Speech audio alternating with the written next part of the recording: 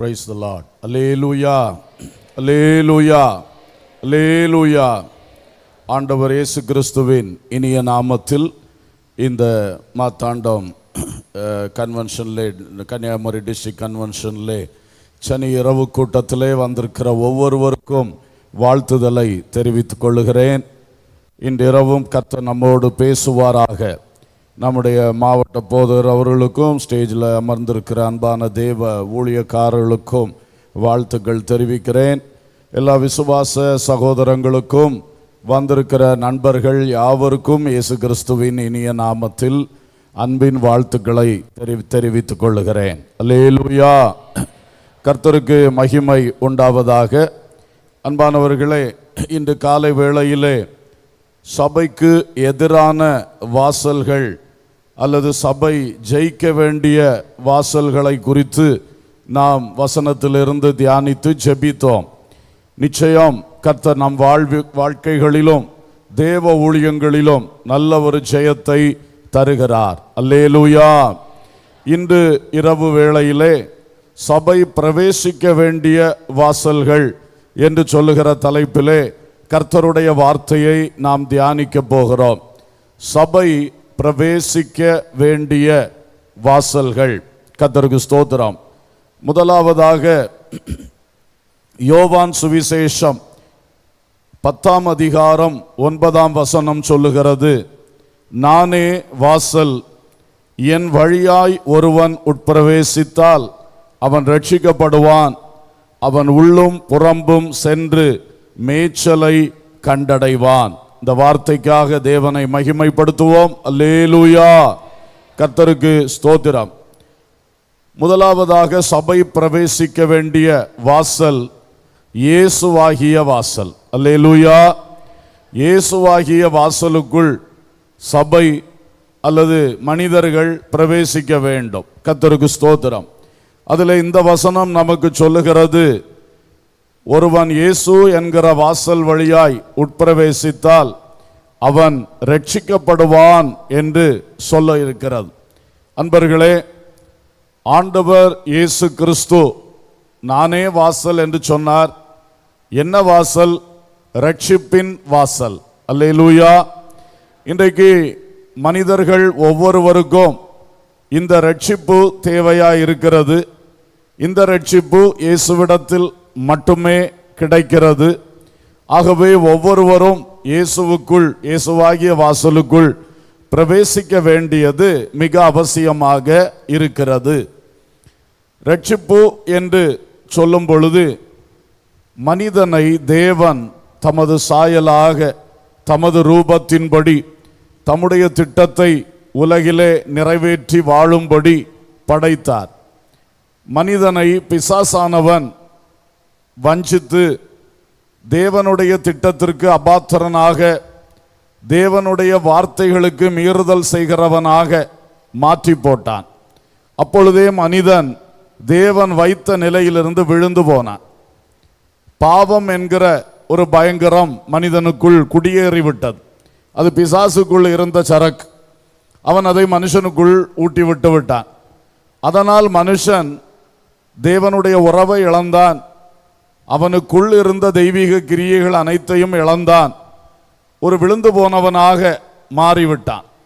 இப்ப விழுந்து போனவன் காப்பாற்றப்பட வேண்டும். அதுதான் ரட்சிப்பு என்று சொல்லுவது. அல்லேலூயா. அன்று ஆதாம் ஏவாள் விழுந்து போன பொழுது அவர்களுக்குள்ளே முழு மனுக்குலமே விழுந்து போயிற்று. ஏனென்றால் அடுத்தடுத்து அவர்களிலிருந்து பிறந்து வருகிற சந்ததி. அதனால் தான் வேதம் எல்லாரையும் பாவத்துக்குள் அடைத்து போட்டிருக்கிறது என்று வசனம் சொல்லுகிறது.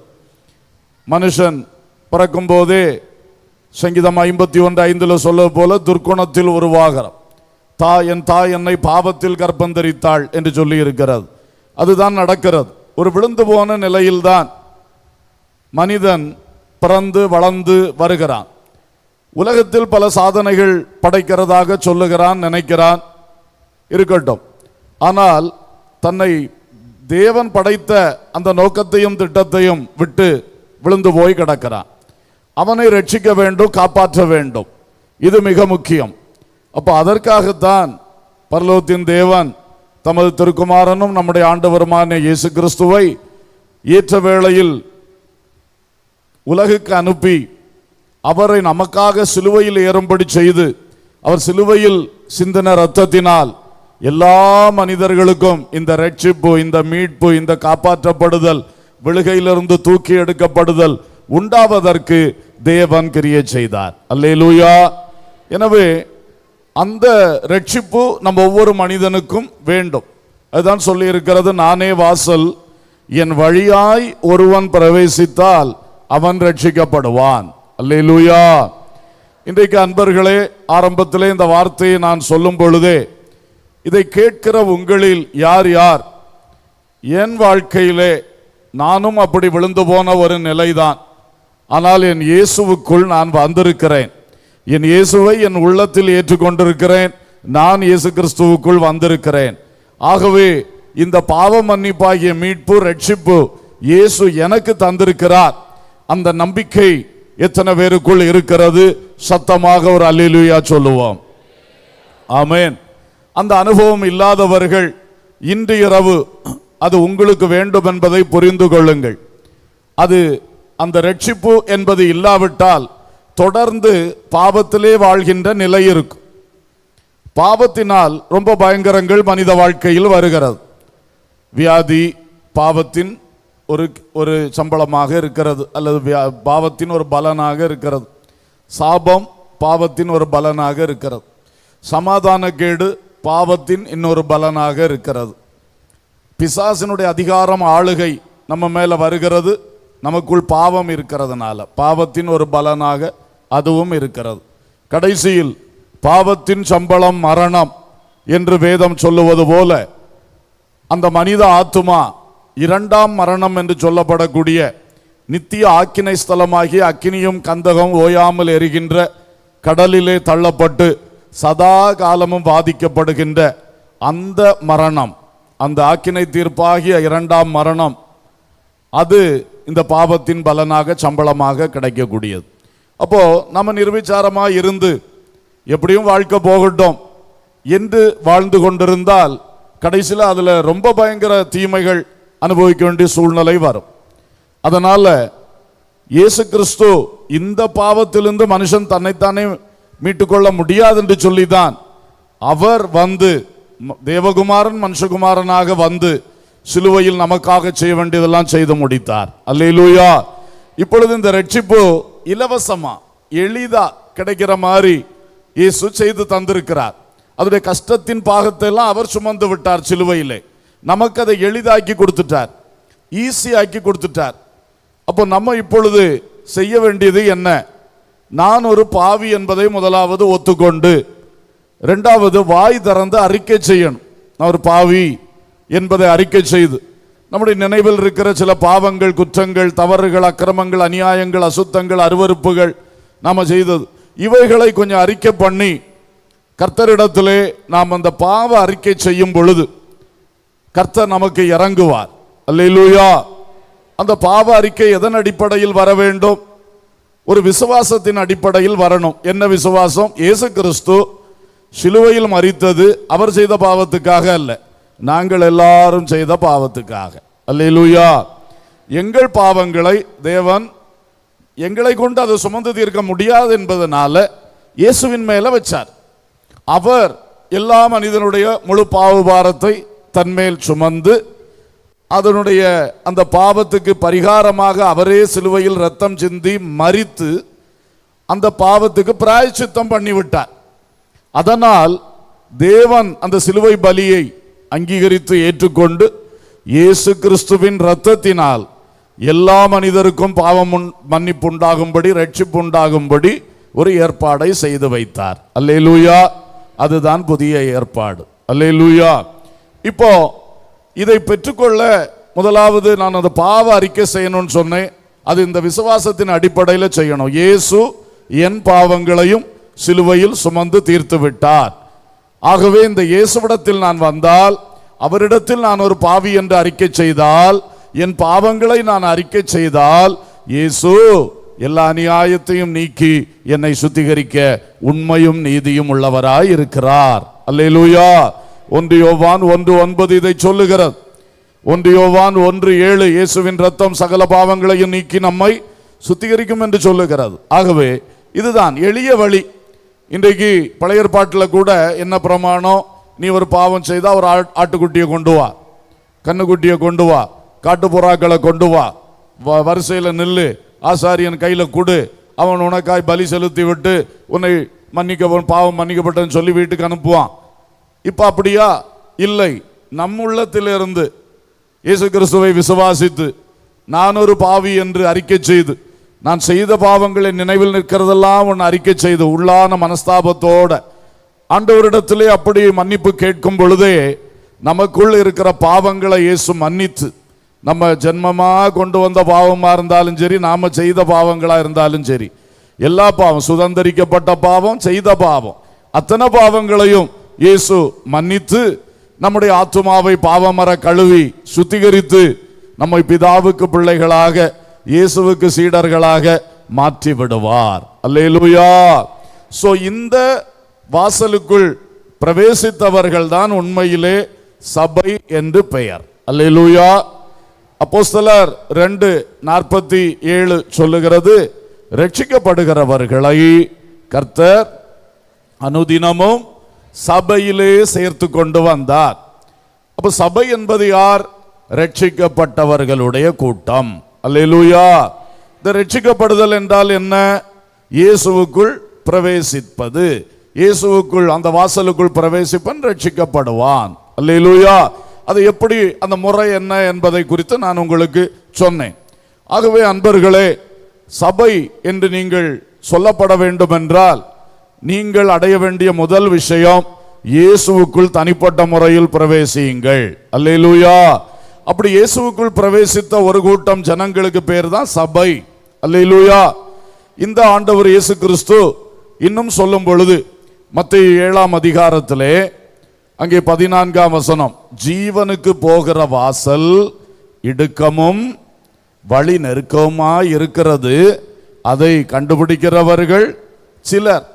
13ஆம் வசனத்திலே இடுக்கமான வாசல் வழியாய் பிரவேசியுங்கள், உட்பிரவேசியுங்கள், கேட்டுக்கு போகிற வாசல் விரிவும் வழி விசாலமாய் இருக்கிறது, அதன் வழியாய் பிரவேசிக்கிறவர்கள் அநேகர். அப்ப இங்கே ஜீவனுக்கு போகிற வாசல், கேட்டுக்கு போகிற வாசல்னு 2 சொல்லுகிறார். இதிலே ஜீவனுக்கு போகிற வாசல் என்பது இயேசுவை குறிக்கிறது. அல்லேலூயா. இயேசுவாகிய வாசலுக்குள் வாருங்கள்.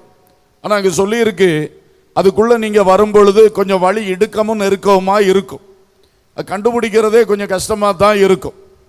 ஆனா அதுக்குள்ள நீங்க பிரவேசிக்கணும், அப்பதான் உங்களுக்கு ஜீவன் உண்டாயிருக்கும். அல்லேலூயா.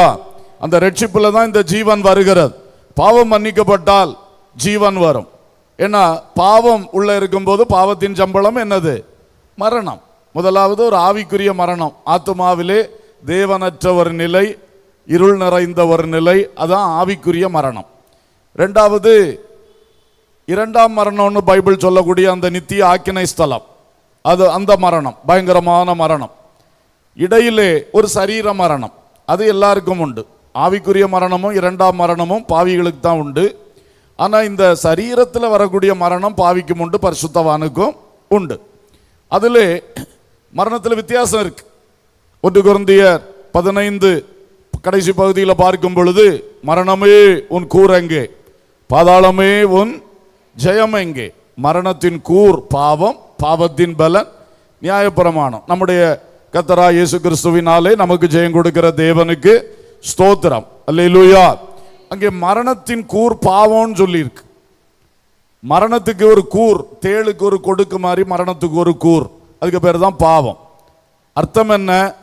ஒரு மரணம் வேதனை உள்ளதாய், நம்பிக்கையற்றதாய், பரிதாபமாய் நடக்கிறது என்றால் அந்த மரணத்தில், அந்த மரணத்தை சந்திக்கிற ஆளுக்குள்ள பாவம் இருக்குன்னு அர்த்தம், அந்த தேளுக்கு கொடுக்கு இருக்குன்னு அர்த்தம். அதனால தான் அது அவ்வளவு வேதனையா இருக்கு. அதே வேளையில் கொடுக்கு பிடுங்கப்பட்ட தேள் கடிச்சாலும் பாதிப்பில்லை, சரிதானா? அப்போ அதே மாதிரி பாவம் இல்லாத மரணம், அதை சந்திக்கிறவர்கள் அந்த கூர் இல்லாத மரணத்தை சந்திக்கிறோம். அதான் பரிசுத்தவான்களின் மரணம், அது கிறிஸ்துவுக்குள் நித்திரை அடைதல். அல்லேலூயா. எனவே அந்த சரீர மரணத்திலும் வித்தியாசம் இருக்கிறது. வேதனை இல்லாத மரணம், நம்பிக்கையுள்ள மரணம். இங்கே கண்ணை மூடுனா பரதீசில் கண்ணை திறக்கக்கூடிய, சமாதானத்துக்குள் பிரவேசிக்கக்கூடிய அழகான மரணம். அல்லேலூயா. ஸோ இங்கே பார்த்தோம், பாவம் உள்ள இருந்துன்னா ஆவிக்குரிய மரணம், இந்த பாவத்தின் கூறு கொண்ட கொடிய ஒரு சரீர மரணம், கடைசி நியாய தீர்ப்புக்கு பிறகு அக்கினி கடல், மரித்த உடனே பாதாளம், கடைசி நியாய தீர்ப்புக்கு பிறகு எங்க அக்கினி கடல். இதுதான் பாவத்தில் வாழுகிற மனுஷனுக்கு கிடைக்கக்கூடியது. ஆனா எப்பொழுது இயேசுவுக்குள், இயேசுவாய வாசலுக்குள் பிரவேசிக்கிறோமோ அப்பொழுது நாம் ரட்சிக்கப்பட்டு விடுகிறோம். இந்த பாவத்திலிருந்து ரட்சிக்கப்பட்டு விடுகிறோம். பாவத்தினுடைய பலாபலன்களிலிருந்தும் ரட்சிக்கப்பட்டு காப்பாற்றப்பட்டு விடுகிறோம். அல்லேலூயா. அப்பொழுது நமக்குள் வருகிறது ஜீவன். ஜீவன் ஜீவன் உண்டாகும். இயேசு சொன்னார், நீங்கள் புதிதான ஜீவன் உள்ளவர்களாய் என்று சொல்லுகிறார். ரோமர் 6 இருக்கிற புதிதான ஜீவன் உள்ளவர்களாய், நியூ லைஃப் நமக்கு தருகிறார். புதிய ஜீவன் கிறிஸ்துவுக்குள் வந்தோடனே அது புதுவாழ்வு, புதுவாழ்வு. அடுத்தது யோவான் 10:10 சொல்லும் பொழுது அவைகளுக்கு ஜீவன் உண்டாயிருக்கவும் அது பரிபூர்ண படம் வந்தேன்னு சொன்னார். அபண்டன்ட் லைஃப், வாழ்க்கை முழுவதும் நிறைவான ஜீவன், நிறைவான ஜீவன், பரிபூர்ண ஜீவன், பரிபூர்ண ஜீவன். பிறகு 1 யோவான், அங்கே 1 யோவான்ல பார்க்கிறோம், நித்திய ஜீவனை அளிப்பேன் என்பதே அவர் நமக்கு செய்த வாக்குத்தத்தம் என்று சொல்லி இருக்கிறது. எட்டர்னல் லைஃப், நித்திய ஜீவன். அப்போ உலகத்தில் புதிதான ஜீவன் பெற்று, நாம நிறைவான பரிபூர்ண ஜீவன் பெற்று, கடைசியில் நித்தியமாய் தேவனோடு வாழுகின்ற நித்திய ஜீவனும் பெறணும்னா இயேசுவாகிய ஜீவ வாசலுக்குள் பிரவேசிக்க வேண்டும். அல்லேலூயா. சபை இயேசுவுக்குள் வந்த கூட்டம், அந்த சபைக்கு ரட்சிப்பு. அந்த சபை இயேசுவுக்குள் வந்த கூட்டம், அந்த சபைக்கு ஜீவன். அல்லேலூயா. சபைக்கு ஜீவன். அப்ப நாம் ஒவ்வொருவரும் இன்றைக்கு விசுவாசிகள், ஆண்டவருடைய பிள்ளைகள் சொன்னா நமக்குள் ரட்சிப்பு இருக்கிறது. ஒரு அல்லேலூயா சொல்லுவோம். இதை நல்லா விசுவாசிக்கணும், உள்ளத்துல பதிஞ்சிருக்கணும். நான் ரட்சிக்கப்பட்டவன். சொல்லுங்க, நான் ரட்சிக்கப்பட்டவன். எல்லாரும் சொல்லுங்க. நான் ஜீவன் பெற்றவன், நான் ஜீவன் பெற்றவள். இது மறக்க கூடாது. அல்லேலூயா. இனி பாருங்க, இந்த இன்னொரு வாசல் அவர் சொல்றாரு. யோவான் 10:7 சொல்லுகிறாரு, ஆதலால் இயேசு மறுபடியும் அவர்களை நோக்கி, நானே ஆடுகளுக்கு வாசல் என்று மெய்யாகவே மெய்யாகவே உங்களுக்கு சொல்லுகிறேன். இப்படி ஒரு வார்த்தையை சொல்றார். யாருக்கு வாசலாம்? யாருக்கு? ஆடுகளுக்கு. இது என்ன திடீர்னு அப்படி சொல்லிட்டார்? ஆடுகளுக்கு வாசல். அதனுடைய அர்த்தம் என்ன? சபையை ஒரு மந்தைக்கு ஒப்பாக பேசுகிறார். மந்தை. அப்ப அந்த மந்தையிலே ஆடுகளுக்கு ஒரு வாசல், அந்த வாசலும் நான் தான் என்று சொல்லுகிறார். அல்லேலூயா. அப்ப இதுல தொக்கி நிற்கிற கருத்து என்னவென்றால், இயேசு சபையாகிய மந்தைக்கு வாசல், சபையாகிய தொழுவத்துக்கு வாசல், சபைக்குள் வருகிற தேவ மக்களாகிய ஆடுகளோடு நம்ம ஒப்பிடப்பட்டு இருக்கிறோம். இந்த ஆடுகளுக்கு அவரே வாசல். அல்லேலூயா. நீங்க எத்தனை பேர் கவனித்திருப்பீங்க, இந்த திருநெல்வேலி பக்கம் கொஞ்சம் உள்ள யாத்திரை போனோம்னா மாலை மயங்கும் வேளையிலே சில இடத்துல பார்த்தா ஒரு குட்டி வேலி வச்சிருப்பாங்க. அது ஒரு makeshift. Praise the Lord.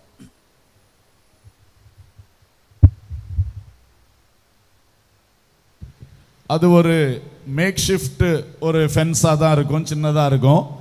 அதை அப்படியே மேய்ப்பன் அதை சுற்றி வச்சுட்டு ஆடுகளை உள்ளே விடுவாப்புல. அப்போ அந்த சின்ன ஒரு வாசல் மட்டும் அதுக்குள்ளே போகிறதுக்கு வச்சுருப்பார். அந்த வாசல் பக்கம் ஒரு கல்லை தூக்கி போட்டு அதில் உட்காந்து ஒவ்வொரு ஆடையாக செக் பண்ணி தான் உள்ளே அனுப்புவார். அது மேய்ப்பன் செய்யக்கூடிய வேலை. அதுதான் ஆடுகளுக்கு வாசல். அப்போ அது ஒரு சின்ன தொழுவம், அதுகள் ஒன்று சேர்ந்து இரவில் பத்திரமா இருக்கக்கூடிய ஒரு இடம்.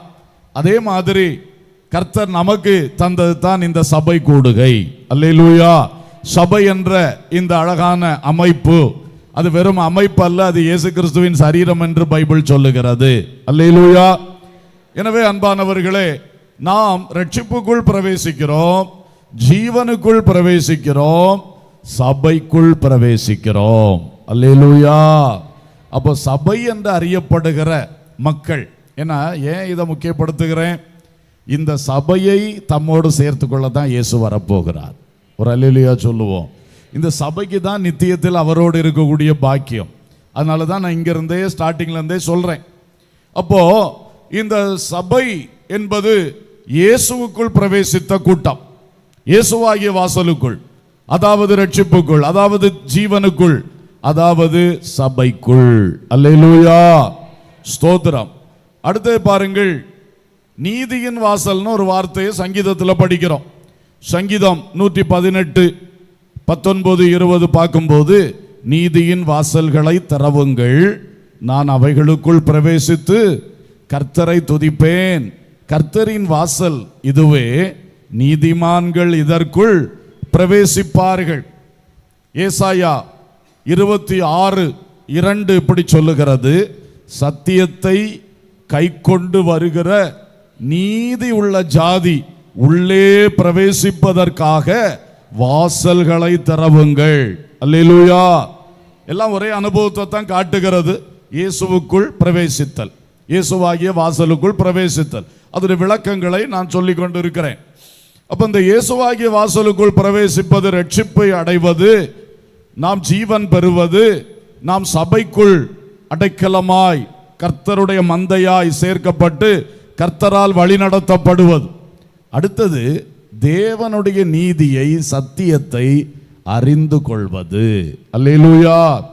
உலகத்தில் படிச்சிருப்போம், பல காரியம் அனுபவத்தில் படிச்சிருப்போம், பல காரியம் படித்தறிந்திருப்போம், எல்லாம் இருக்கும். ஆனால் எவ்வளவு பெரிய ஞானிகள் இயேசுவை அறியவில்லை. இதுதான் இந்த இயேசுவுக்குள் வராத மக்களுடைய நிலைமை. இயேசுவுக்குள் வந்த பிறகுதான் உண்மையிலே இயேசுவை பற்றின மேன்மைகளை எல்லாம் நாம் அறிய முடிகிறது. இந்த பைபிளில் இருக்கக்கூடிய சத்தியத்தினுடைய மேன்மைகளை எல்லாம் நாம் அறிய முடிகிறது. எத்தனை பேர் ஆமைன்னு சொல்லுவீர்கள்? உண்மை. இப்போ நான் எல்லாம் பிறவி கிறிஸ்தவன், பிறவி கிறிஸ்தவனா இருந்ததுனால இயேசுவை பற்றி எனக்கு என்ன தெரியும்? அவர் தான் என் கடவுள்னு தெரியும், கூடுதலாக தெரியாது. ஆனால் என்றைக்கு இயேசுவுக்குள் வந்து இயேசுவுக்குள் வாழ ஆரம்பிச்சேனோ அதுக்கு பிறகுதான் சத்தியம் எனக்கு புரியுது. இயேசுன்னா யார், அவர் எங்கிருந்து வந்தார், எதுக்காக வந்தார், நம்ம எல்லாம் எங்கே கூட்டி செல்ல போகிறார், இந்த உலகம்னா என்ன, பரலோகம்னா என்ன, நரகம்னா என்ன, மனுஷ வாழ்க்கை எப்படிப்பட்டது, இது எல்லாம் புரிகிறது எப்போ? இந்த சத்தியத்தினால. அல்லேலூயா. சோ இந்த சத்தியத்தை நாம் அறிவது தான் தேவனுடைய நீதியை அறிவது. அல்லேலூயா. தேவனுடைய நீதி நமக்கு எழுதி தரப்பட்டிருக்கிறது, அதுதான் பைபிள் வசனங்கள். இந்த சத்தியத்தை கை கொண்டு வருகிற நீதியுள்ள ஜாதி, இந்த சத்தியத்தை அறிந்து அதுக்கு கீழ்ப்படிந்து அதை கை கொண்டு வாழுகிற மக்களுக்கு பேர் தான் நீதியுள்ள ஜாதி. அல்லேலூயா. நீ உன் நீதியில வாழலாம், அது பரலோகம் அங்கீகரிக்காது. நீ நாட்டு சட்டத்துக்கு கரெக்டா கீழ்ப்படுகிறேன்னு சொல்லலாம், அது நல்லது, அது நாட்டுக்குள்ளதான் உபயோகம். ஆனால் தேவன் வைத்த நீதி இருக்கிறது, அதுதான் பரிசுத்த வேதத்தில் எழுதி தரப்பட்டிருக்கிறது. அல்லேலூயா. இந்த முழு வசனங்களும் சேர்த்து அந்த சத்தியத்தை வெளிப்படுத்துகிறது, அதுதான் தேவநீதி. ஆமென். சோ அந்த நீதிக்குள் நாம் பிரவேசித்திருக்கிறோம். இதுக்கு அல்லேலூயா சொல்லலையே. ஆனா நீங்க சொல்லாதது ஒரு பக்கம் உண்மைதான். நிறைய பேர் சபைக்குள்ள வந்தீங்களே தவிர இன்னும் ஒழுங்கா பைபிளையே படிக்கல, தேவனுடைய நீதியை அறியல. நான் துக்கத்தோடு சொல்லுகிறேன், ஞானஸ்நானம் பெற்ற ஒரு சிலரை கூப்பிட்டு வச்சு, நீங்க ஏன் ஞானஸ்நானம் பெற்றீங்க, ஞானஸ்நானத்தில் உங்களுக்குள்ள நடந்தது என்ன கேட்டு பாருங்க, தெரியும். உங்களுக்கு தெரியுமா? பார்த்தீங்களா? நீங்க நிறைய பேருக்கு தெரியாது. சிலரெல்லாம் பரிதாபம், ஏன் ஞானஸ்நானம் எடுத்தீங்கன்னு கேட்டால், இயேசு வியாதியை சுகமாக்கினார், ஞானஸ்நானம் எடுத்து. அவர் வியாதியை சுகமாக்கினால நீங்க இயேசுக்குள்ள வந்தது நல்லது, அது கரெக்டு தான், தப்பு கிடையாது. ஆனால் ஞானஸ்நானம் எடுக்கும்போது அதை பற்றி அறியணுமே, அந்த சத்தியத்தை அறிந்து தெளிவோடு அதில் வரணும். சும்மா எதுக்காகவோ அப்படி அல்ல. ஞானஸ்நானத்தில் இயேசுவோடு கை பிடிக்கிறோம், உடன்படிக்கை செய்கிறோம், அதை பற்றி நிறைய உபதேசம் இருக்கு. இதே மாதிரி பரிசுத்த ஆவியை பெறுகிறோம். நிறைய பேருக்கு அது என்னன்னு தெரியாது. அது அப்படி ஒரு அந்நிய பாஷை வரும், பேசுவேன், கொஞ்சம் உணர்ச்சி வரும்.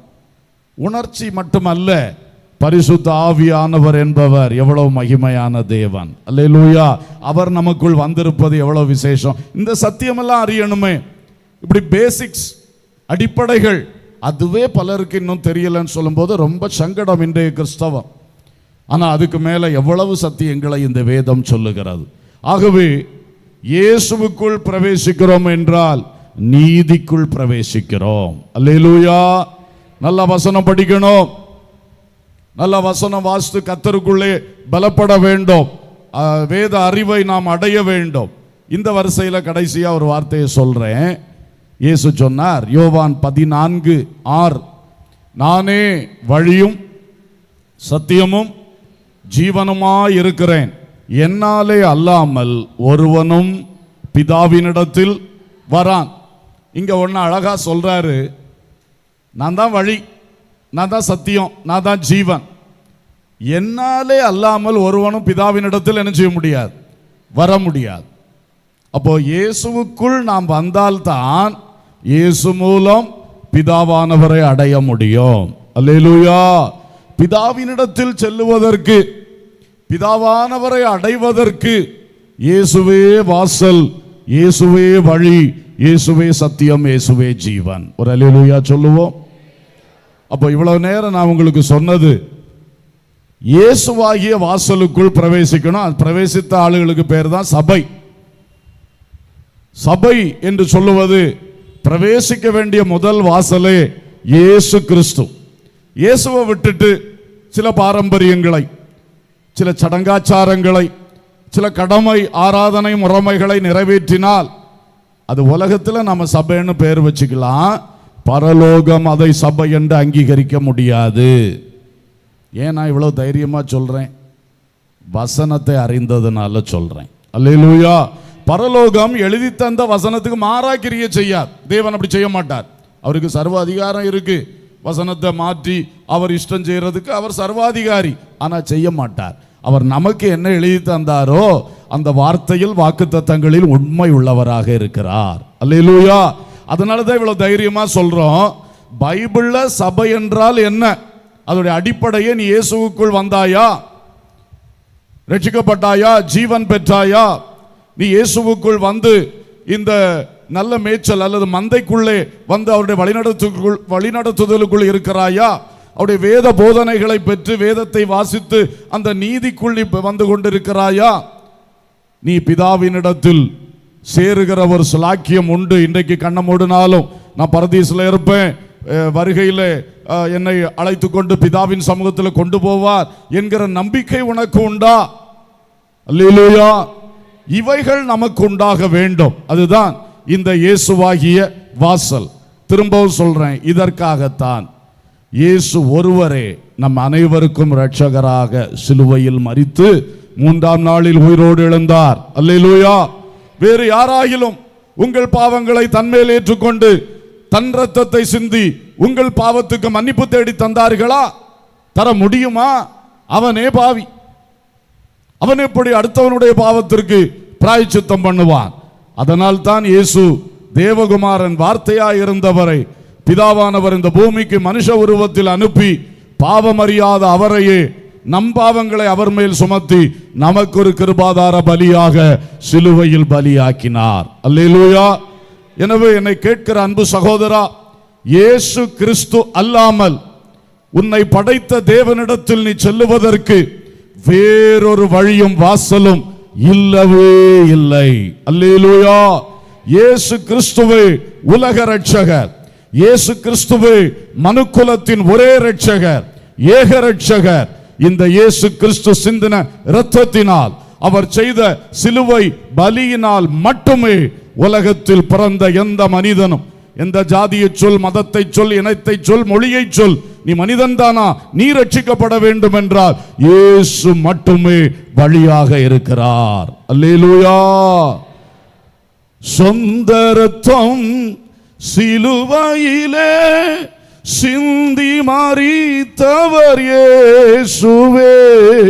சொந்த ரத்தம் சிலுவையிலே சிந்தி மரித்தவர் இயேசுவே.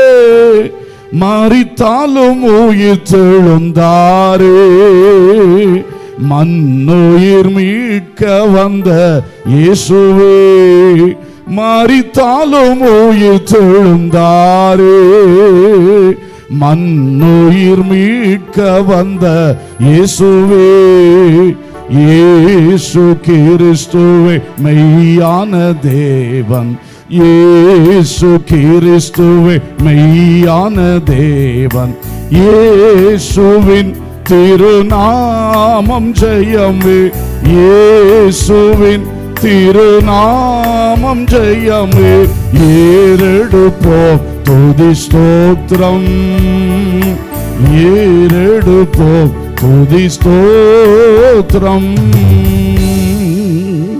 அல்லேலூயா, ஸ்தோத்திரம். இரண்டாவதாக வசனம் கவனிப்போம். வெளிப்படுத்தின விசேஷம் 4வது அதிகாரம் 1வது வசனம். இவைகளுக்கு பின்பு இதோ பரலோகத்தில் திறக்கப்பட்டிருந்த ஒரு வாசலை கண்டேன். முன்னே எக்காள சத்தம் போல என்னுடனே பேச நான் கேட்டிருந்த சத்தமானது, இங்கே ஏறி வா, இவைகளுக்கு பின்பு சம்பவிக்க வேண்டியவைகளை உனக்கு காண்பிப்பேன் என்று விளம்பினது. அல்லேலூயா, கர்த்தருக்கு ஸ்தோத்திரம். இரண்டாவதாக பரலோக வாசல், சபை பிரவேசிக்க வேண்டிய இரண்டாவது வாசல் பரலோக வாசல். ஆனால் இதிலே சொல்லப்பட்டிருக்கிற அந்த வார்த்தையை கவனிங்க. யோவானுக்கு சொல்லப்படுகிறது, நீ இங்கே ஏறி வா, இவைகளுக்கு பின்பு சம்பவிக்க போகிறவைகளை உனக்கு நான் என்ன செய்ய போறேன், காண்பிக்க போகிறேன். அப்போ காணும்படிக்கு இப்பொழுது இந்த பரலோக வாசலுக்குள் பிரவேசின்னு சொல்றார். சில காரியங்களை நீ காணும்படி, சில தரிசனங்களை, சில காட்சிகளை நான் உனக்கு காட்டும்படி நீ பிரவேசி. அவன் பத்ம தீவிலே சுவிசேஷத்து நிமித்தம் சிறைப்பட்டு அல்லது நாடு கடத்தப்பட்டு இருக்கும் பொழுது அங்கே கர்த்தர் அந்த மனிதனை ஆவியில் எடுத்துக்கொண்டு பரலோக வாசலுக்குள் பிரவேசிக்க செய்து உனக்கு பல காரியங்களை காட்டுவேன் என்று சொல்லுவதாக இந்த தீர்க்க தரிசன வசனம் அமைந்திருக்கிறது. அல்லேலூயா. சோ சபையே, நீ பிரவேசிக்க வேண்டிய அடுத்த ஒரு அழகான வாசல், நீ இந்த உலகத்தில் இருக்கும் பொழுதே சபை பிரவேசிக்க வேண்டிய, ஆவியில் பிரவேசிக்க வேண்டிய ஒரு வாசலை குறித்து தான் இதை வைத்து நான் சொல்லுகிறேன். வெளிப்படுத்தல் 4:1 வைத்து. அதாவது சபை என்பது இயேசுவுக்குள் வந்தவர்கள், ரட்சிப்பை பெற்றவர்கள். அந்த ரட்சிப்பு என்ற வார்த்தைக்குள்ளே 4 செயல்கள் முதலாவது சேர்ந்திருக்கிறது. அப்போஸ்தலர் நடபடிகள் 2ஆம் அதிகாரம் 38 42 வரைக்கும் படிக்கும்போது முதல்ல 38 சொல்லி இருக்கு, நீங்கள் மனம் திரும்பி நீங்கள் ஞானஸ்நானம் பெற்றுக்கொள்ளுங்கள், நீங்கள் பரிசுத்த ஆவியின் வரத்தை பெறுவீர்கள், நீங்கள் இந்த சந்ததியின் மாறுபாடான சந்ததியை விட்டு விலகி உங்களை ரட்சித்துக் கொள்ளுங்கள். அப்ப இந்த ரட்சிப்புல இந்த 4 விஷயம் வருகிறது. உங்களை எப்படி ரட்சித்துக் கொள்ளணும்? முதலாவது மனம் திரும்புங்கள்.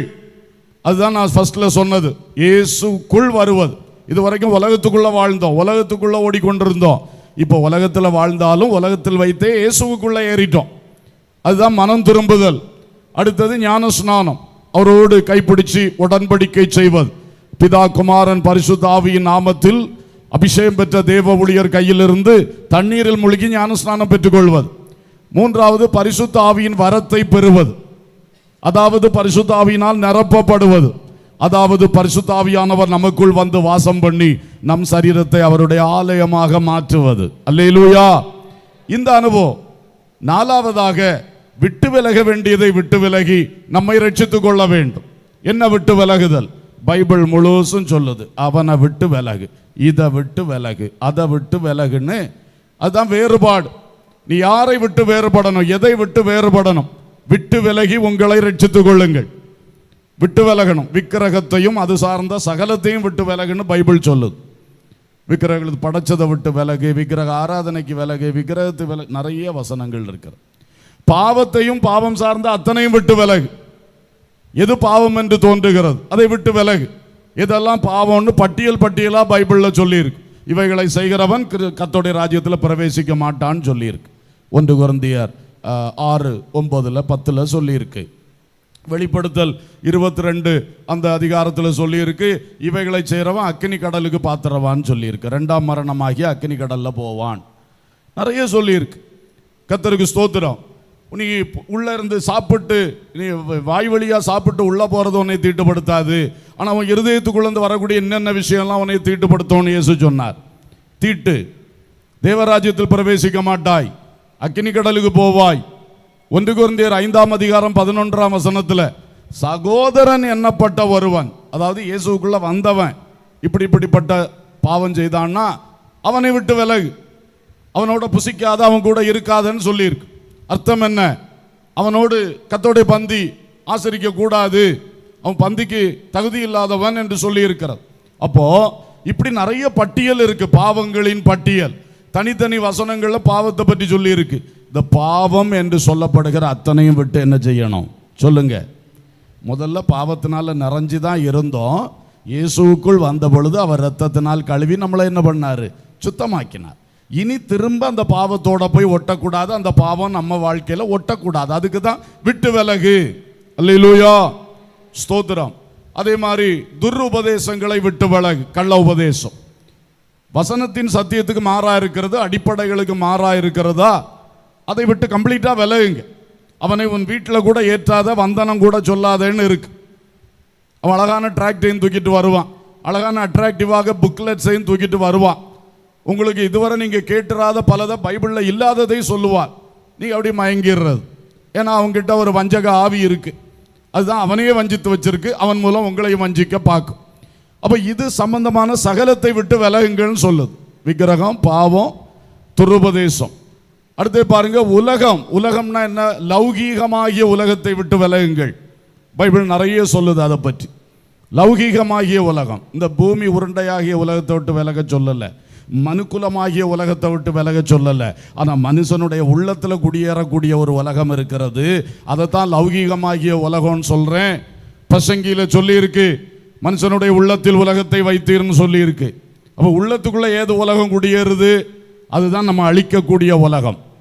கப்பல் தண்ணியில போகும், அதே மாதிரி நம்ம வாழ்க்கை உலகத்தில் வாழும், தப்பு இல்லை. ஆனால் கப்பலுக்குள்ள தண்ணி ஏறுனா கப்பல் முழுகும். அதே மாதிரி உள்ளத்துக்குள்ள உலகம் யாருன்னா நம்ம விசுவாச கப்பல், விசுவாச வாழ்க்கை கவிழும். இதில் தான் கவனமாக இருக்கணும். உலகத்தினுடைய காரியங்கள் எது நம்மை கவர்ச்சிக்கிறது, எது நம்மை இழக்கிறது? மண்ணாசை, பணாசை, பொருளாசை, பலவிதமான பதவி ஆசைகள் எல்லாம் உலகத்தில் உள்ளது. பொருளாசைகள் இவைகள் இழுத்து இன்னைக்கு அநேகரை கெடுத்து கொண்டிருக்கிறது. இவைகளை விட்டு விலகு. ஆடம்பர மோகங்கள், இதுக்கு தான் பைபிள் பல இடங்களில் திட்டமாக சொல்லுது. உன் வஸ்திரம் ஒழுங்கா இருக்கணும், உன் தலைமுடி கூட ஒழுங்கா இருக்கணும், நகை ஆபரணங்கள் வேண்டாம். இதெல்லாம் பைபிள் எதற்கு சொல்லுகிறது? உலகத்தில் ஆசை வைக்காது, உலகத்து பின்னால போகாத, இவைகளை விட்டு விலகு. அது பிறகு ஒழுங்கற்றவர்களை விட்டு விலகுன்னு சொல்லுது. துன்மார்க்கனை விட்டு விலகணும், பாவியை விட்டு விலகணும், பரியாசக்காரனை விட்டு விலகணும், நாங்கள் சொன்ன உபதேசத்துக்கு மாறாக ஒழுங்கற்று நடக்கிறவனை விட்டு விலகு என்று பல இடம் சொல்லுகிறது. இந்த 5 விஷயங்கள், 5 தலைப்பை மறக்காதீங்க. விக்கிரகங்கள், பாவங்கள், துருபதேசங்கள், உலகம், லௌகீக உலகம், ஒழுங்கற்று நடக்கிறவர்கள். இந்த 5 கூட்டங்களை விட்டு விலகுன்னு ஏராளம் வசனங்கள் சொல்லப்பட்டிருக்கிறது. அல்லேலூயா. அப்பதான் நீ ரட்சிக்கப்படுவாய். இல்லைன்னா குளத்திலிருந்து காப்பாற்றி பழையபடி குளத்தில் போடுற மாதிரி ஆயிடும், கடல்லேருந்து மீனை பிடிச்சி கடல்லே விடுற மாதிரி ஆயிடும். ஆனபடியினாலே மனம் திரும்புங்கள், மூழ்கி ஞானஸ்நானம் பெறுங்கள், பரிசுத்தாவினால் நிரப்பப்படுங்கள், விட்டு விலக வேண்டியதை விட்டு விலகி வேறுபட்டு பரிசுத்தமாகுங்கள், அப்பொழுது ரட்சிக்கப்படுவீர்கள். அல்லேலூயா. இந்த பேசிக்க மறந்துடாதீங்க. சரி, நம்ம பாயிண்ட்ல வருவோம். இப்போ நாம் அந்த பரலோகத்தினுடைய வெளிப்பாடுகள், வருங்காரியங்களை குறித்த தெளிவுகள், இதெல்லாம் நமக்கு உண்டாக வேண்டும் என்று கர்த்தர் விரும்புகிறார். அதனால தான் உலகத்தில் சில மனிதர்களுக்கு ஆண்டவர் அந்த வரங்களை கொடுத்து அவர்களை கொண்டு பைபிளில் எழுதி தந்திருக்கிறார். தீர்க்கதரிசிகளை கொண்டு ஆண்டவர் எழுதி தந்திருக்கிறார். யோவான், பவுல் போன்ற வெளிப்பாடு பெற்றவர்களை கொண்டு எழுதி தந்திருக்கிறார். இவைகளை இந்த காலத்தில் வாழுகிற நாமும் அறியணும். அதற்காகத்தான் உனக்காக அந்த பரலோகம் திறக்கிறது, அந்த வாசல் உனக்காக திறக்கிறது. நீ உலக அறிவினால் அறிய முடியாதவைகளை அறிந்து கொள்வதற்காக. அல்லேலூயா. இதற்கு பரிசுத்த ஆவியினுடைய ஒரு நிரப்பப்படுதல் மிக மிக கட்டாயம் தேவை. அல்லேலூயா. அந்த பரிசுத்த ஆவியானவர் பல வரங்களை நமக்கு தருகிறார். விசுவாச மக்கள், தேவ ஊழியர்கள் இந்த ஆவியின் வரங்கள் மேல் தாகம் கொள்ள வேண்டும், ஆசைப்பட வேண்டும். நான் இந்த வெளிப்பாடுகளை பெற்றுக்கொள்ளணும், வருங்காரியங்களை அறியணும், பரலோக மேன்மைகளை நான் அறியணும். இதெல்லாம் அறிஞ்சாதான் நம்ம ஓட்டம் வெற்றியும் மகிழ்ச்சியுமாய் இருக்கும். அல்லேலூயா. இந்த வெளிப்பாடுகள் இல்லாம சும்மாயே வருஷக்கணக்கா அப்படி வாழ்ந்துட்டு போனா கடைசியில் கடமை வாழ்க்கையா மாறியாச்சு. இன்னைக்கு நிறைய பேருக்கு கிறிஸ்தவ ஜீவியம், விசுவாச பாதை என்பது என்னதான் மாறிடுச்சு? உண்மையை சொல்லுவோம், என்னதான் மாறிடுச்சு? கடமை கடமை கடமை. சர்ச்சுக்கு வரணும், போனோம், அதை செய்யணும், இதை செய்யணும், அதோட முடிஞ்சு போச்சு. ஆனா யாருக்கு இந்த வாசல் திறக்கப்பட்டு ஆவியிலே பல ரகசியங்களை அறிந்து கொள்ளுகிறோமோ ஆசை ஆசையா வந்துகிட்டே இருக்கும். அல்லேலூயா. அதை அறிய அறிய அவ்வளவு தாகம், அறிய அறிய அவ்வளவு ஆசை. அப்போ இன்னும் நம்முடைய ஓட்டம் பலமா இருக்கும், உறுதியா இருக்கும், மகிழ்ச்சியா இருக்கும், இன்னும் தாகத்தோடு ஓட முடியும். அல்லேலூயா. அதனால சபையே, நீ பிரவேசிக்க வேண்டிய அடுத்த வாசல் இந்த டோர் ஆஃப் ரெவலேஷன், இந்த வெளிப்பாடு என்கிற வாசலுக்குள் கட்டாயம் பிரவேசிக்க வேண்டும். எத்தனை பேர் வாஞ்சிக்கிறீர்கள்? ஒரு அல்லேலூயா சத்தமா சொல்லுங்க. இதுவரை வாஞ்சிக்காட்டாலும் இப்ப அல்லேலூயா சொன்னது கூட ஒரு மாதிரி பொய்யா இருந்தாலும் பரவாயில்ல, இனியாவது வாஞ்சிக்கணும். அல்லேலூயா. ஏன்னா அல்லேலூயாவே இப்போ ஒரு அப்படி ஒரு பிராக்டிஸா மாறிடுச்சு இல்லையா? ஸ்தோத்திரம். வாஞ்சிக்கணும். ஒவ்வொரு கர்த்தருடைய பிள்ளையும் உலகத்தில் அதை அடையணும், இதை அடையணும், பணம், பொருள், அந்த வீடு, இந்த பங்களா, அந்த என்ன வாகனம், அப்புறம் அந்த தோட்டம், அதெல்லாமா ஒரு விசுவாசியினுடைய தேட்டம்? அங்கே ஃபெயிலியர் ஆகி போச்சே மொத்தம். அதெல்லாம் கூட கொடுக்கப்படும். நான் வரும்போது விஜயன் பாஸ் சொல்லிக்கிட்டு இருந்தார், அதெல்லாம் எப்படி கிடைக்கும் நமக்கு? நம்ம தேடி ஓட வேண்டாம். அது என்ன செய்யும்? கூட கொடுக்கப்படும். நம்ம தேட வேண்டியது எது? முதலாவது தேவனுடைய ராஜ்யத்தையும், அடுத்தது அவருடைய நீதி, அவருடைய வசனத்தை, நீதியை தேடுங்கள், அப்பொழுது அதுவும் கிடைக்கும், கூடவே இதுவும் கிடைக்கும். அல்லேலூயா. இன்னைக்கு உல்டா ஃபுல்டா மாறி போச்சு, தலைகீழா மாறி போச்சு. விசுவாசிகள் ஜபம்னாலே அதை தாரும், இதை தாரும், எதை தாரும், முழுசும் பூமியில் உள்ள விஷயம். ஒரு காரியம் கூட பரலோகத்தில் உள்ள விஷயம் கேட்க மாட்டாங்க. எனக்கு உங்களை காண்பீங்கப்பா, இந்த பரலோக ராஜ்யத்தில் என்ன இருக்கப்பா, நான் இனி எப்படி வாழணும்ப்பா, இதெல்லாம் வரவே வராது. பணத்தை தாரும், பொருளை தாரும், படிப்பை தாரும், வேலையை தாரும், இதான போயிட்டு இருக்கு. இன்றைக்கு நமக்கு இந்த வாசல் வழியா ஒன்று பிரவேசிப்போம். ஒரு அல்லேலூயா சொல்லுவோம். இந்த வாசலுக்குள் ஒன்று பிரவேசிப்போம்.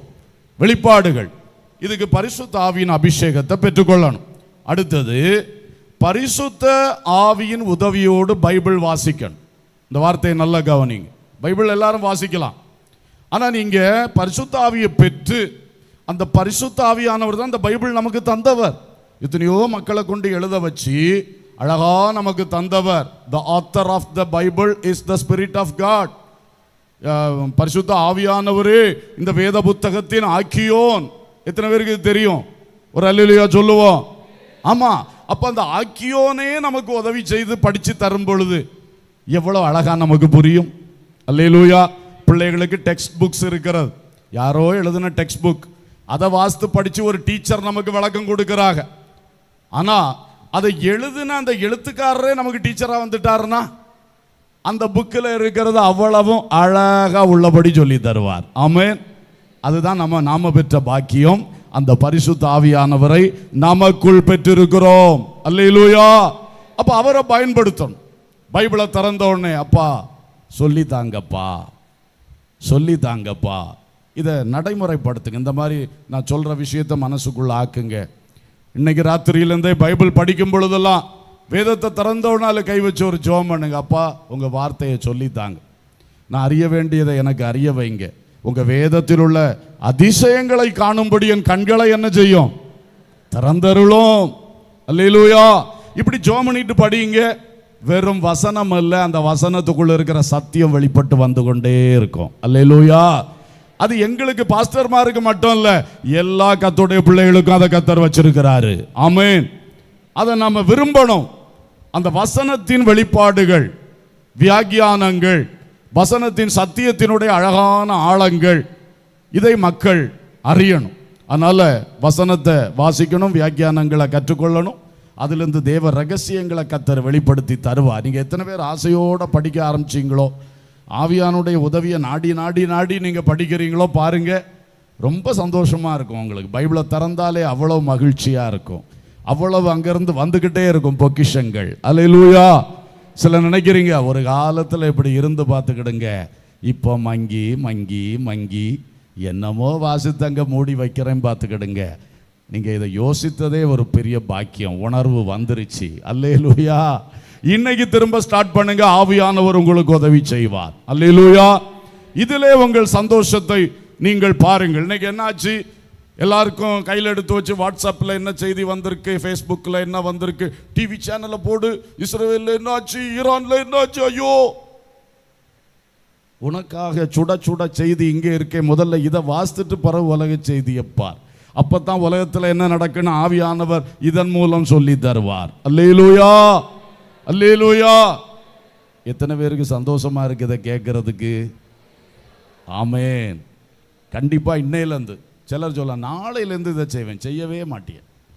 அதனால தான் நான் சொல்றது, எப்போ இருந்து செய்யணும்?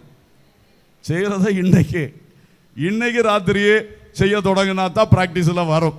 அல்லேலூயா. அதனால இனி பைபிள் வாசிக்கிறது தனியாக வாசிக்க மாட்டோம். யாரோட சேர்ந்து வாசிப்போம்? ஆவியானவரோடு. அல்லேலூயா. அழகா சொல்லி தருவார். அதே மாதிரி ஜெபம் பண்ணும் பொழுதும் கர்த்தரோடு பழகுங்கள், கர்த்தரோடு பேசுங்கள். அதாங்க ஜெபம். நம்ம ஜெபம் பழகி பழகி பழகி அதுவும் கடைசியில் என்னாச்சுன்னா ஒரு என்ன சொல்றது, ஒரு சிஸ்டம் மாதிரி, அது பழகி போன ஒரு இது மாதிரி அப்படியே ஆயாச்சு. ஜெபம் எல்லாம் வாயில வரும், ஆனால் சிந்தனை அங்கே போகாது. சிந்தனை வேற எங்கேயோ தான் இருக்கும். அப்போ அந்த ஜெபம் அங்கே போகாது இல்லையா? ஜெபம் அங்கே போகணும்னா நம்ம சிந்தனையும் அங்கே போகணும். அல்லேலூயா. கர்த்தரை நோக்கி பார்த்து ஜெபிக்கணும். ஆவியானவர் அதற்கு உதவி செய்கிறார். நல்ல பரிசுத்த ஆவியில ஜெபிக்க பழகணும். நீங்க பரிசுத்த ஆவியில ஜெபிக்கிறதுனாலே சிலர் நினைக்கிறது அந்நிய பாஷா ஆவியில நரம், அது மட்டும் இல்லை, அது ஒரு பகுதி. அமைதியா இருந்தும் பரிசுத்த ஆவிக்குள்ளாகி ஜெபம் பண்ணி கொண்டே இருக்க முடியும். அல்லேலூயா. நீங்க பஸ்ல பலரோடு பயணம் செய்யும்போது பக்கத்தில் இருக்க ஆளுக்கு தெரியாத அளவிலும் அமைதியா இருந்து பரிசுத்த ஆவிக்குள்ளாக தேவனோடு பேசிக்கொண்டே இருக்க முடியும். இதெல்லாம் ஆண்டவர்கிட்ட கேட்கணும், ஆண்டவர் தருவார். நம்ம சிந்தனைகளை ஆவியானவரோடு பகிர்ந்து கொள்ளணும். இப்படிப்பட்ட ஜெப வாழ்க்கைகள் நமக்கு மேன்மை அடையும் பொழுது அங்கே ஆவியின் வரங்கள் வெளிப்பட ஆரம்பிக்கும். அல்லேலூயா. ஆவியானவரோடு நல்லா நம்ம இடம் கொடுக்க தான், அவரோடு பழக தான் பாருங்க, நமக்கு அந்த ஆவியின் வரங்கள் ஆட்டோமேட்டிக்காக வரும். அது நம்ம எங்கேருந்து வருத்த வேண்டிய அவசியம் இல்லை, அதை படித்து சொல்கிற விஷயம் இல்லை. இது வரம் என்பதுக்கு அதுக்கு பேரே கிஃப்ட்டு. கிஃப்ட்டுனாலே ஒரு லாயக்கு இல்லாத தகுதி இல்லாத ஒருத்தனுக்கு கொடுக்கறது தானே கிஃப்ட்டு இல்லையா? மற்றது பரிசு இல்லை, கேடகம் பரிசு அதெல்லாம் என்னது, ஒருத்தன் பயங்கரமாக ஸ்போர்ட்ஸில் ஜெயித்துட்டா அவனுக்கு வெற்றிக்கு பரிசு. இது அப்படி இல்லை. இது நம்ம ஒன்றும் செய்யலை, நமக்கு கிடைக்கக்கூடிய ஒரு கிஃப்ட். இதுதான் வரம். ஆண்டவர் உங்கள் ஒவ்வொருவருக்குள்ளும் வரங்களை வைத்திருக்கிறார். எத்தனை பேர் விசுவாசிக்கிறீங்க? அது உண்மை. ஏன்னா ஆவியானவர் உங்களுக்குள் வரும்பொழுது வெறுங்கையாய் வருவதே இல்லை. உங்களுக்குன்னு சிலதை வச்சிருக்கிறார், அதை ஒவ்வொரு கட்டத்தில் வெளிப்படுத்த அவர் விரும்புகிறார். அது வெளிப்படணும்னா நீங்க முதல்ல ஆவியானவரோட இருக்கணும். அல்லேலூயா. புதிய மொபைல் போனை வாங்கிட்டு வந்துட்டிய, அவன் சொல்லுவான் இத்தனை மணி நேரம் முதல்ல சார்ஜில் போடுங்க, பிறகு யூஸ் பண்ணுங்க. நமக்கு ஆத்திரம், அதை அவ்வளோ நேரம் சார்ஜில் போடுவதில்லை. எடுத்த உடனே யூஸ் பண்ணால் எவ்வளோ நேரம் யூஸ் ஆகும்? 5 நிமிஷத்தில் காரியம் முடிஞ்சிடும். அப்படிதானே? அதனால் சார்ஜில் போட வேண்டிய நேரம் சார்ஜில் போட்டு அப்பப்போ திரும்ப சார்ஜ் பண்ணி பண்ணி பண்ணி அப்படி வந்தால் தான் அந்த ஸ்மார்ட் ஃபோன் கரெக்டாக ஒர்க் ஆகுது. இதே மாதிரி தான் ஆவியின் வரங்கள். ஆண்டவர் எனக்கு எல்லாம் எழுதி வச்சிருக்கார், எனக்கு எல்லாம் தருவார். ஆனால் ஒரு நேரம் நான் கர்த்தரோட சார்ஜ் ஆக மாட்டேன், கர்த்தரோட கனெக்ட் ஆக மாட்டேன், கர்த்தரோட என்ன செய்ய மாட்டேன், சார்ஜ் ஆக மாட்டேன்னா எப்படி அந்த வரங்கள் வெளிப்படும்? இன்றைக்கு ஆவியானவரோடு நெருங்க ஆரம்பிச்சிங்கன்னா இந்த பரலோக வாசலுக்குள் நாம் பிரவேசிக்க முடியும். அல்லேலூயா. அதே மாதிரி ஆராதனை, வேத வாசிப்பு, ஜெபம், ஆராதனை என்பது மிக அடிப்படை, மிக மேன்மையான விஷயங்கள். ஆராதனை என்பது துதிக்கிறது, பாடுறது, கர்த்தரை புகழுகிறது, கர்த்தரை கொண்டாடுகிறது, கர்த்தரோடு நமக்கு தந்த சாட்சிகளை, வெற்றிகளை சொல்லி அவரை மகிமைப்படுத்துறது என்று எல்லாம் இணைந்ததுக்கு பேர் தான் ஆராதனை. அல்லேலூயா. தனிமையிலிருந்து ஆராதிக்க பழகணும். எல்லா தெய்வ மக்களும் தனிமையில் கொஞ்ச நேரம் ஆராதிக்க பழகிட்டீங்கன்னா நீங்கெல்லாம் கூடி வருகிற சபையினுடைய ஞாயிறு ஆராதனை மகிமையாக இருக்கும். அல்லேலூயா. இன்னைக்கு என்ன ஆகுது? எல்லாரும் உள்ள வந்த பிறகுதான் ஆராதனையிலே அப்படியே வரார். வீடுகளிலே அடிக்கடி ஆராதிக்கிற பழக்கம் இருந்தால், குடும்ப ஜெபத்திலே ஆராதிக்கிற பழக்கம் இருந்தால், சபை ஆராதனை ஸ்டார்டிங்ல இருந்தே அப்படியே மகிமையா இருக்கும். அல்லேலூயா. அது மட்டும் இல்ல, அந்த ஆராதனையில பெரிய தேவ மகிமை வெளிப்படும். நம்ம உள்ளான விடுதலை உண்டாகும், உள்ளான மகிழ்ச்சி உண்டாகும், உள்ளான சமாதானம் உண்டாகும், உள்ளான தேவ ஐக்கியம் பலமாக இருக்கும். அல்லேலூயா. ஸோ இந்த 3 காரியங்களில் ஆவியானவர் நம்மை உருவாக்குவாராக. ஜெபம் பண்ணாதவங்க கிடையாது, பைபிள் வாசிக்காதவங்க கிடையாது, நீங்க ஆராதிக்காதவர்களும் இல்லை. ஆனால் இது 3ம் ஆவிக்குள்ளாக செய்யுங்கள். ஆவியானுடைய பலத்தோடு செய்யுங்க, ஆவியானவரோட சேர்ந்து செய்யுங்க. அங்கதான் இந்த நான் சொன்ன பரலோக வாசல் உங்களுக்கு திறக்க போகுது. அல்லேலூயா. ஸோ இந்த வெளிப்பாடு நமக்கு வேணும். முக்கியமாக இந்த வசனத்தின் ஆழங்கள் அவைகள் நமக்கு வெளிப்படும் பொழுது நாம் அறிய வேண்டிய எல்லாவற்றையும் அறிந்து கொள்ள முடியும். அல்லேலூயா. நமக்கு வெளிப்படுத்தப்பட்டவைகளை நாம் அறியணும். மறைபொருள்கள் கர்த்தருக்கே உரியது. அல்லேலூயா. வேதத்தில் உள்ள அதிசயம் அனைத்தும் நன்கு புரியும்படி, வேதத்தில் உள்ள, தெரிந்தவள் சேர்ந்து பாடுவோம். நன்கு புரியும்படி கண்களையே தினமும் திறந்தருளோ. தேவனே, எனது கண்களையே தினமும் திறந்தருளும். ஆண்டவரே, பாதம் சரணடைந்தே அடிமை நானையா. ஆண்டவரே, பாதம் சரணடைந்தே அடிமை நானையா. ஆமென். அல்லேலூயா. ஸ்தோத்திரம். 3வது ஒரு வாசல் இதே வசனம்தான். வெளிப்படுத்தல் 4:1. பரலோகத்தில் திறக்கப்பட்டிருந்த ஒரு வாசலை கண்டேன். இங்கே ஏறி வா என்று ஒரு சத்தம் தொனித்தது. இது டோர் ஆஃப் ரெவலேஷன் குறித்து சொன்னது என்றும் சொன்னேன். அது மட்டுமல்ல, இது இயேசுவின் இரகசிய வருகையில் தேவ மக்கள் அவரோடு எடுத்துக்கொள்ளப்பட்டு பரலோகத்துக்குள் பிரவேசிக்கிறதையும் இது காட்டுகிறது. அல்லேலூயா.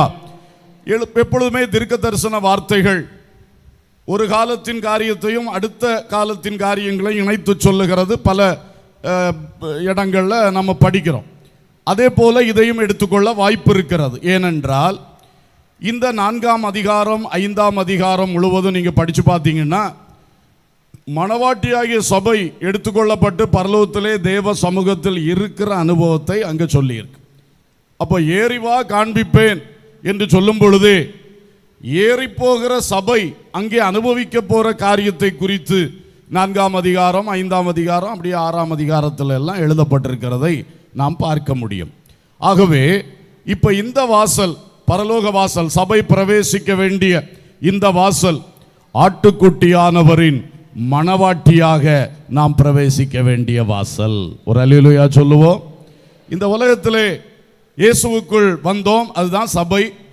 இயேசுவுக்குள் பிரவேசித்தவர்கள் நாம் இந்த உலகத்தில் இருக்கும் பொழுதே நாம் இனி அனுபவிக்க போற காரியங்களை குறித்த வெளிப்பாடுகளுக்குள் பிரவேசிக்க வேண்டும் சொன்னேன். அடுத்தது என்னைக்கும் வெளிப்பாடல்ல, இனி நேரில் போய் காண வேண்டும். அல்லேலூயா. நாம் அறிந்தவைகளை நமக்கு வெளிப்படுத்தப்பட்டவைகளை கண்ணால காணணும், கையால தொடரணும், நம் வாழ்வால அனுபவிக்கணும். அது சந்தோஷம் தானே? தோத்திரம். ஆமா, உங்க நிலைமையை கரெக்டா வெளிப்படுத்துறிய பாத்தீங்களா? கர்த்தருக்கு ஸ்தோத்திரம். இன்னைக்கு நிலைமை பரிதாபம். கர்த்தர் இரக்கம் செய்து எல்லாரையும் உயிர்ப்பிப்பாராக. அல்லேலூயா. அது சொன்ன உடனே சிலருக்கு அப்படியே அப்ளிகேஷன் போட்டனே என்ன ஆகும், அப்பாயின்மெண்ட் கிடைக்குமா, அது நடக்குமா, இது நடக்குமா, சொத்து அட்வான்ஸ் கொடுத்துருக்கே, அப்படிதானே வந்தது பட்டு பட்டுன்னு நினைவு. ஸ்தோத்திரம். இதெல்லாம் நம்ம ஜெயித்து ஆகணும். ஒரு இமைப்பொழுதில் எக்காலம் தோணிக்கும். பட்டுன்னு என்ன செய்திடணும்? பட்டுன்னு என்ன செய்திடணும்? பறந்து போயிடணும். அல்லேலூயா. ஸ்தோத்திரம். அது இல்லைன்னா இந்த ஓட்டமே வீண். இங்க வர வேண்டிய அவசியமே இல்லையே. பாட்டு பாட வேண்டிய அவசியம், பைபிள் வாசிக்க வேண்டிய அவசியம், ஆவியில நிரம்ப வேண்டிய அவசியம், சாட்சியா வாழ வேண்டிய அவசியம் உண்டா? எதுக்காக இந்த பாடெல்லாம் படுறோம்? எக்காலம் தொனிக்கும் பொழுது என்ன செய்யப்பட வேண்டும்? எடுத்துக்கொள்ளப்படணும். சரி, நான் சுருக்கமா சொல்றேன். ஆண்டவர் இயேசு கிறிஸ்து சீக்கிரமாய் வரப்போகிறார். எங்க வரப்போகிறார்? அவர் இப்பொழுது பிதாவின் வலது பாரிசத்தில் இருக்கிறார், சிங்காசனத்தில், பரலோகத்தில். அங்கே இருந்து தூதர்களோடு கூட ஆகாயத்தில் வருவார். எங்க வருவார்? இது 1 தெசலோனிக்கேயர் 4ஆம் அதிகாரத்திலே 16-17 வசனங்களில் அழகாக சொல்லப்பட்டிருக்கிறது. கர்த்தர் இறங்கி வருவார். எக்கால துனியோடும் பிரதான தூதனுடைய சத்தத்தோடும் அவர் என்ன செய்வார்? ஆகாயத்தில் இறங்கி வருவார். அப்பொழுது கிறிஸ்துவுக்குள் மரித்தவர்கள் முதலாவது எழுந்திருப்பார்கள். பின்பு உயிரோடு இருக்கும் நாமும் அவர்களோடு கூட எடுத்துக்கொள்ளப்பட்டு ஆகாயத்தில் எடுத்துக்கொள்ளப்பட்டு இவ்விதமாக இயேசுவுடனே கூட இருப்போம். அல்லேலூயா. இதுதான் 1 தெசலோனிக்கேயர் 4:16-17 சொல்லுது. இதுதான் ரகசிய வருகை என்று சொல்லுகிறோம். ரகசிய வருகை என்ற வார்த்தை பைபிள்ல இல்லை. எடுத்துக்கொள்ளப்படுதல், ராப்சர் என்கிற வார்த்தை தான் பைபிள்ல இருக்கு. யார் எடுத்துக்கொள்ளப்படுவார்கள்? கிறிஸ்துவுக்குள் மரித்தவர்கள் முதலாவது எழுந்திருந்து அவர்கள் ஆகாயத்தில் இயேசுவை சந்திப்பார்கள். ஒரு இமைப்பொழுதில் அந்த நேரத்தில் இந்த உலகத்தில் கிறிஸ்துவுக்குள் வாழ்ந்து கொண்டிருக்கிறவர்கள், எடுத்துக்கொள்ளப்பட ஆயத்தமாய் வாழ்ந்து கொண்டிருக்கிறவர்கள் எடுத்துக்கொள்ளப்பட்டு இயேசுவோடு சேர்க்கப்படுவோம். அல்லேலூயா. அப்ப இயேசு நம்மை ஆகாயத்தில் சேர்த்து அப்படியே பிதாவின் வீட்டுக்கு அழைத்து செல்லுவார். ஆமென். அவர் நம்மை அந்த பரலோக வாசல், அதான் இங்க சொல்லி இருக்கு, பரலோகத்தில் திறந்திருக்கிற வாசலை கண்டேன், அதுக்குள்ள கொண்டு போய் பிதாவின் சிங்காசனத்துக்கு முன்பாக நம்மை கொண்டு நிறுத்துவார். 7 ஆண்டுகள் அங்கே இருப்போம் பரலோகத்திலே. அல்லேலூயா, அல்லேலூயா, ஸ்தோத்திரம். அப்ப இந்த வெளிப்படுத்தல் 4, 5, 6 எல்லாம் அதை ரொம்ப தெளிவா சொல்லுது. நீங்க எனக்கு எல்லாம் சொல்ல டைம் இருக்காது. அப்போ 4ஆம் அதிகாரத்தில் பிதாவானவர் சிங்காசனத்தில் வீற்றிருக்குது. அந்த 4 ஜீவன்கள், 24 மூப்பர்கள், கோடி கோடி தூதர்கள் எல்லாம் இருப்பது அங்கே சொல்லி இருக்கு. அதுல முக்கியமா அடிக்கப்பட்ட வண்ணமாயிருக்கிற ஆட்டுக்குட்டியானவர் பிதாவின் சமூகத்தில் கிட்ட வந்தார். அல்லேலூயா, ஸ்தோத்திரம்.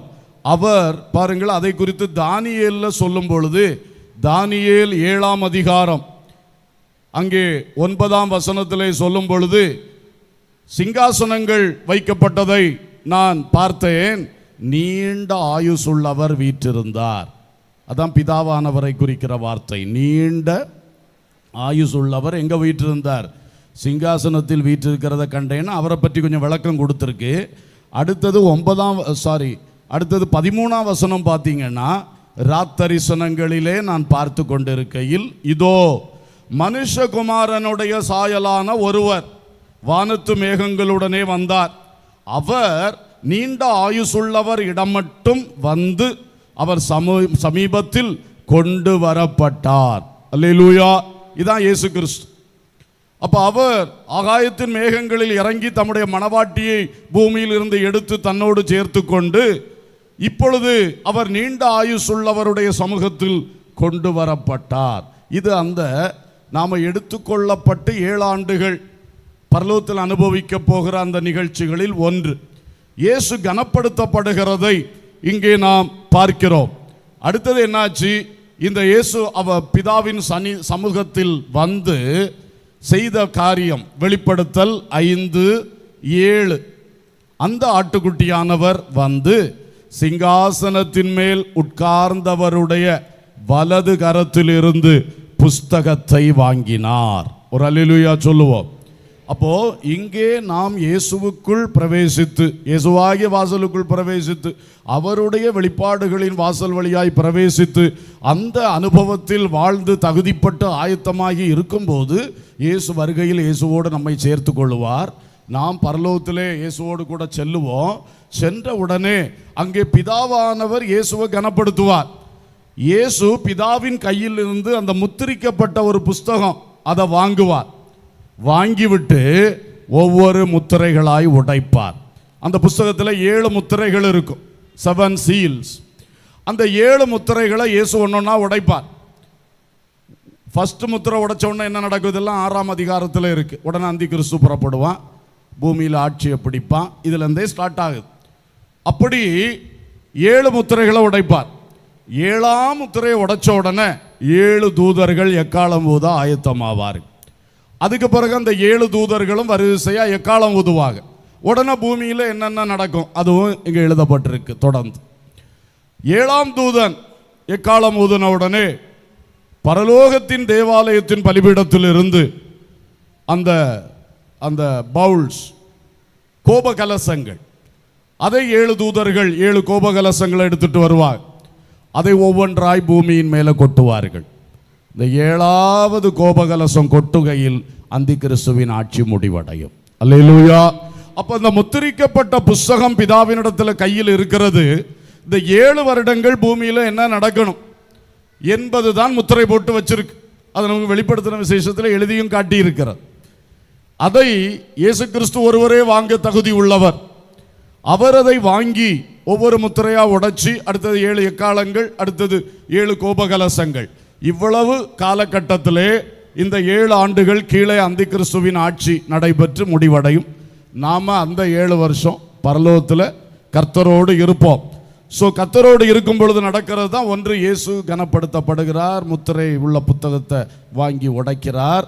அடுத்தது அவர் செய்கிற இன்னொரு வேலை மத்தேயு 10:32, மனுஷர் முன்பாக என்னை அறிக்கை பண்ணுகிறவன் எவனோ அவனை நானும் பரலோகத்தில் இருக்கிற பிதாவின் முன்பாக அறிக்கை பண்ணுவேன். அதை அப்போ செய்வார். அந்த 7 ஆண்டுகளிலே அவரை பிதா கனப்படுத்துவார். அவரது புஸ்தகத்தை வாங்கி உடைக்க ஆரம்பிப்பார். அடுத்ததாக நம்ம ஒவ்வொருவரையும் பேர் சொல்லி அழைத்து பிதாவானவருக்கு முன்பாக நிறுத்தி, தூதர்களுக்கு முன்பாக, பிதாவுக்கு முன்பாக நாம் ஒவ்வொருவரை பற்றி இயேசு அறிக்கை பண்ணுவார். அல்லேலூயா. அதனால இன்னைக்கு உலகத்தில் புகழ்ச்சி பாராட்டு, நம்மளை பற்றி ஒரு சாட்சியின் வார்த்தை சொல்லணும்னு ஆசைப்படாதீங்க. இயேசுவின் வாயினால் நமக்கு நிறைவாய் சொல்லுவார். அல்லேலூயா. இன்னைக்கு நாம செய்ய வேண்டியது, நம்மளை பற்றி அடுத்தவன் சொல்ற புகழ்ச்சியை கேட்க ஆசைப்பட்டுக்கிட்டு இருக்க கூடாது. நாம இயேசுவை பற்றி அறிக்கை பண்ண ஆசைப்பட்டு கொண்டே இருக்கணும். அல்லேலூயா. பூமியிலே என்னை அறிக்கை பண்ணுகிறவன் எவனோ அவனை பிதாவுக்கு முன்பாக நான் என்ன செய்வேன்? அறிக்கை பண்ணுவேன். இது நடக்கும், இது நடக்கும். ஒவ்வொருவரையாய் பெயர் சொல்லி அழைத்து, இதன் அடிப்படையில் பாடப்பட்டது தான் பரிசுத்தர் பவனியிலே, பரிசுத்தர் பவனியிலே நான் ஒரு அங்கத்தினனாக காண வாஞ்சிக்கிறேனே, நான் ஒரு அங்கத்தினனாக. இந்த அடிப்படையில் பக்தன் பாடினது தான். ஒவ்வொருவரையும் பவனி போல அங்கே கொண்டு வந்து ஒவ்வொருத்தரையா நிறுத்தி இயேசு அறிக்கை பண்ணுவார். அல்லேலூயா. அதோடு கூட நமக்கான பலன்களை தருவார். வெளிப்படுத்தல் 22:12, இதோ சீக்கிரமாய் வருகிறேன், அவன் அவனுடைய கிரியைகளின்படி அவனவனுக்கு நான் அளிக்கும் பலன் என்னோட கூட வருகிறது. அல்லேலூயா. நமக்கு பேர் சொல்லி அறிக்கை பண்றது மட்டும் இல்ல, நம்ம இந்த உலகத்தில் வாழ்ந்த வாழ்வுக்குரிய பலன்களை அவர் நமக்கு தருவார். அல்லேலூயா. பொதுவா 2 கொரிந்தியர் 5ஆம் அதிகாரம் 10ஆம் வசனத்தில் இருக்கு, நாம் எல்லாரும் கிறிஸ்துவின் நியாயாசனத்திற்கு முன்பாக நிற்க வேண்டும்னு. அது என்ன நியாயாசனம்னா, அதுக்கு பேர் கிரேக்க பாஷையில் பீமா என்பது. பீமா சீட் என்பது அது ஒரு நியாயாசனம் என்று சொல்லுவதை பார்க்கிலும் பரிசளிப்பு மேடை என்று சொல்லலாம். பரிசளிப்பு மேடை. அப்ப நமக்கு நியாய தீர்ப்பு கிடையாது இல்லையா? நாம ஆண்டவர் ரத்தத்தினால கழுவப்பட்டு, அவர் ஆவியினால தாகம் தீர்க்கப்பட்டு, அவர் வசனத்தின் சத்தியத்தில் நடந்து அங்கே எடுத்துக்கொள்ளப்பட்டவர்கள். திரும்ப நம்மளை கொண்டு எதுக்கு நியாயம் தீர்க்கணும்? நியாய தீர்ப்பு அல்ல. அந்த பீமா சீட்ல இயேசு உட்கார்ந்து நமக்கு நம்முடைய செய்கைகளுக்கு தக்க பலனை தருவார். அல்லேலூயா. இதுதான் அந்த நிகழ்ச்சி. இதெல்லாம் அந்த 7 ஆண்டுகள் நடக்கக்கூடிய அழகான நிகழ்ச்சிகள். நமக்கு வேத வசனத்தில் வெளிப்படுத்தப்பட்டதன்படி சொல்லுகிறேன். அடுத்தது பாருங்கள், ஸ்தோத்திரம். அங்கே நடக்கிற அந்த ஒட்டுமொத்தமான 7 ஆண்டு நிகழ்ச்சியை பற்றி சொல்லும் பொழுது வெளிப்படுத்தல் 19:9 சொல்லுகிறது, ஆட்டுக்குட்டியானவரின் கல்யாண விருந்துக்கு அழைக்கப்பட்டவர்கள் பாக்கியவான்கள் என்று எழுது, இவைகள் தேவனுடைய சத்தியமான வசனங்கள் என்று என்னுடனே சொன்னான். அப்ப இந்த 7 வருட நான் எடுத்துக்கொள்ளப்பட்ட தேவ மக்கள், ஒரே வார்த்தையில் சொன்ன மணவாட்டி ஆகிய நாம் இயேசுவோடு பிதாவுக்கு முன்பாக இருக்கக்கூடிய 7 ஆண்டுகளுக்கு பேரு ஆட்டுக்குட்டியானவருடைய கல்யாண விருந்து. கல்யாணம் அல்ல, அது உருவகம், உவமை. ஒரு கல்யாணம்னா ஒரு மணமகனோடு ஒரு மணமகள் சேர்க்கப்படுறா. அப்புறம் நம்ம ஊரில் ஒரு 7 கழிப்புன்னு ஒன்று உண்டு. அதே மாதிரி ஒரு 7 வருடங்கள் இயேசுவோடு சேர்க்கப்பட்ட சபை என்கிற மணவாட்டி, ஒரு ஆள் அல்ல, சபை என்கிற கூட்டத்துக்கு பேர் தான் மணவாட்டி. அவர் உலக பிரகாரமாக கல்யாணம் ஒன்றும் பண்ண போறதில்லை. நாம் இயேசுவோடு சேர்ந்து அந்த கூட்டம் இயேசுவோடு இருக்கிறத உவமை பெயரில் ஆட்டுக்குட்டியானுடைய கல்யாண விருந்துன்னு சொல்லி இருக்கு. அல்லேலூயா. இந்த அழகான ஒரு அனுபவத்தை நாம் அங்கே அடைவோம். அதே அதிகாரத்திலே 7-8 வசனங்கள் நாம் சந்தோஷப்பட்டு களி கூர்ந்து அவருக்கு துதி செலுத்த கடவோம். ஆட்டுக்குட்டியானவருடைய கல்யாணம் வந்தது. அவருடைய மனைவி தன்னை ஆயத்தம் பண்ணினாள் என்று சொல்ல கேட்டேன். சுத்தமும் பிரகாசமுமான மெல்லிய வஸ்திரம் தரித்து கொள்ளும்படி அவளுக்கு அளிக்கப்பட்டது. அந்த மெல்லிய வஸ்திரம் பரிசுத்தவான்களுடைய நீதிகளே. அல்லேலூயா. இங்க என்ன சொல்லி இருக்கு? ஆட்டுக்குட்டியானுடைய கல்யாணம் வந்தது, அவருடைய மனைவி தன்னை ஆயத்தம் பண்ணினாள். அந்த தமிழ் பைபிள்ல அதுல ஒரு வார்த்தை, அவருடைய மணவாட்டி தன்னை ஆயத்தம் பண்ணினாள் என்பதுதான் சரி. கிரேக்க பாஷையிலே கைனே என்ற வார்த்தை அங்கே பயன்படுத்தப்பட்டிருக்கிறது. கைனே என்றால் மணவாட்டி என்று பெயர். தமிழ்ல மனைவின்னு போட்டிருக்கு. அப்போ இது மணவாட்டி அனுபவம். மணவாட்டியாக இயேசுவோடு சேர்க்கப்பட்டு இயேசுவோடு 7 ஆண்டுகள் பரலோகத்தில் இருக்கிற ஒரு அனுபவம். பொதுவா கல்யாணம் பண்ணா கொஞ்ச நாளைக்கு மணவாட்டின்னு கூப்பிடுவாங்க, பிறகு மனைவின்னு சொல்லுவாங்க. அப்படிதானா? செட்டில் ஆன பிறகு மனைவி என்று அறியப்படுவாள். முதல்ல அவன் மனைவி தான், கல்யாணத்து அன்னைக்கு அவன் மனைவி தான். ஆனாலும் அவளுக்கு பேர் என்ன? மணமகள். அதே மாதிரி நமக்கு ஒரு புதுமை. 7 ஆண்டுகள் இயேசு மணவாளனோடு இருக்கிற அனுபவம். மணவாட்டி கைனே, ஆட்டுக்குட்டியானுடைய மணவாட்டி என்று சொல்லப்பட்டிருக்கிறது. ஸோ இந்த அனுபவம் நமக்கு உண்டாகும். ஆகவே தேவ மக்களே, இந்த அனுபவத்துக்காக நாம் ஆயத்தமா இருக்கணும். சீக்கிரம் எக்காலம் தொனிக்கும், பரலோக வாசல் திறக்கும், இயேசு ஆகாயத்தில் வருவார். நாம் ஒரு இமைப்பொழுதில் அவரோடு சேர்க்கப்பட்டு அந்த வாசல் வழியாய் பிதாவின் சன்னிதானத்தில் செல்ல வேண்டும். அல்லேலூயா. கிறிஸ்துவுக்குள்ளே மரித்தோரெல்லாம் கிளம்பியே எழும்பிடுவார். கிறிஸ்துவுக்குள்ளே மரித்தோரெல்லாம் கிளம்பியே எழும்பிடுவார். மரிக்காதிருக்கும் பரிசுத்தரெல்லாம் மறைந்தே போவாரே. மரிக்காதிருக்கும் பரிசுத்தரெல்லாம் மறைந்தே போவாரே. மேகமீதில் இயேசு ராஜன் வேகம் வாராரே. மேகமீதில் இயேசு ராஜன் வேகம் வாராரே. பாடுபட்டோர்க்கு பலனளிப்பாரு, பாடுபட்டவர் தாமே. பாடுபட்டோர்க்கு பலனளிப்பாரு, பாடுபட்டவர் தாமே. கூடும் நமக்கோ குறைவில்ல பலனை பூவியே ஒழித்திடுவார். கூடும் நமக்கோ குறைவில்ல பலனை பூவியே கொடுத்திடுவார். இயேசுராஜன் வேகம் வாராரே. இயேசுராஜன் வேகம் வாராரே. ஆமென். அல்லேலூயா. நான்காவதாக வெளிப்படுத்தின விசேஷம் 19வது அதிகாரம் 11வது வசனம். 19, 11. பின்பு பரலோகம் திறந்திருக்க கண்டேன். இதோ ஒரு வெள்ளை குதிரை காணப்பட்டது. அதன் மேல் ஏறி இருந்தவர் உண்மையும் சத்தியம் உள்ளவர் என்னப்பட்டவர். அவர் நீதியாய் நியாயம் தீர்த்து யுத்தம் பண்ணுகிறார்.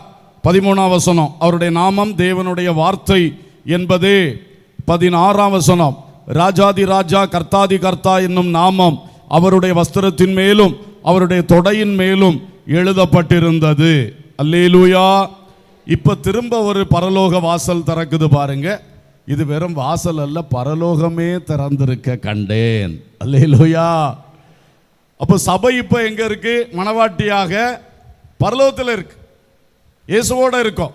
இப்போ முழு பரலோகமே திறந்துருச்சான். அங்கே இயேசு ஒரு வெள்ளை குதிரையின் மேல் ஏறி, தேவனுடைய வார்த்தை என்பவர், ராஜாதி ராஜா கர்த்தாதி கர்த்தா என்பவர் ஒரு வெள்ளை குதிரையின் மேல் ஏறி புறப்படுகிறார்.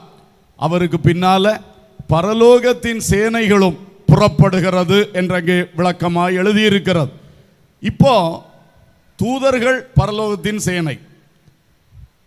இந்த சம்பவம் நடக்கும் பொழுது நாமளும் பரலோகத்தின் சேனை. ஒரு அல்லேலூயா சொல்லுவோம். ஏன்னா நம்ம 7 வருஷத்துக்கு முன்னாலே அங்கே என்ன செய்தாச்சு? போயாச்சு. அந்த 7 வருஷம் முடிவில் தான் இந்த சம்பவம் ஆரம்பிக்குது. இயேசு மறுபடி பூமிக்கு வருகிறார். அதற்கு அவர் ஆயத்தமாகிறார்.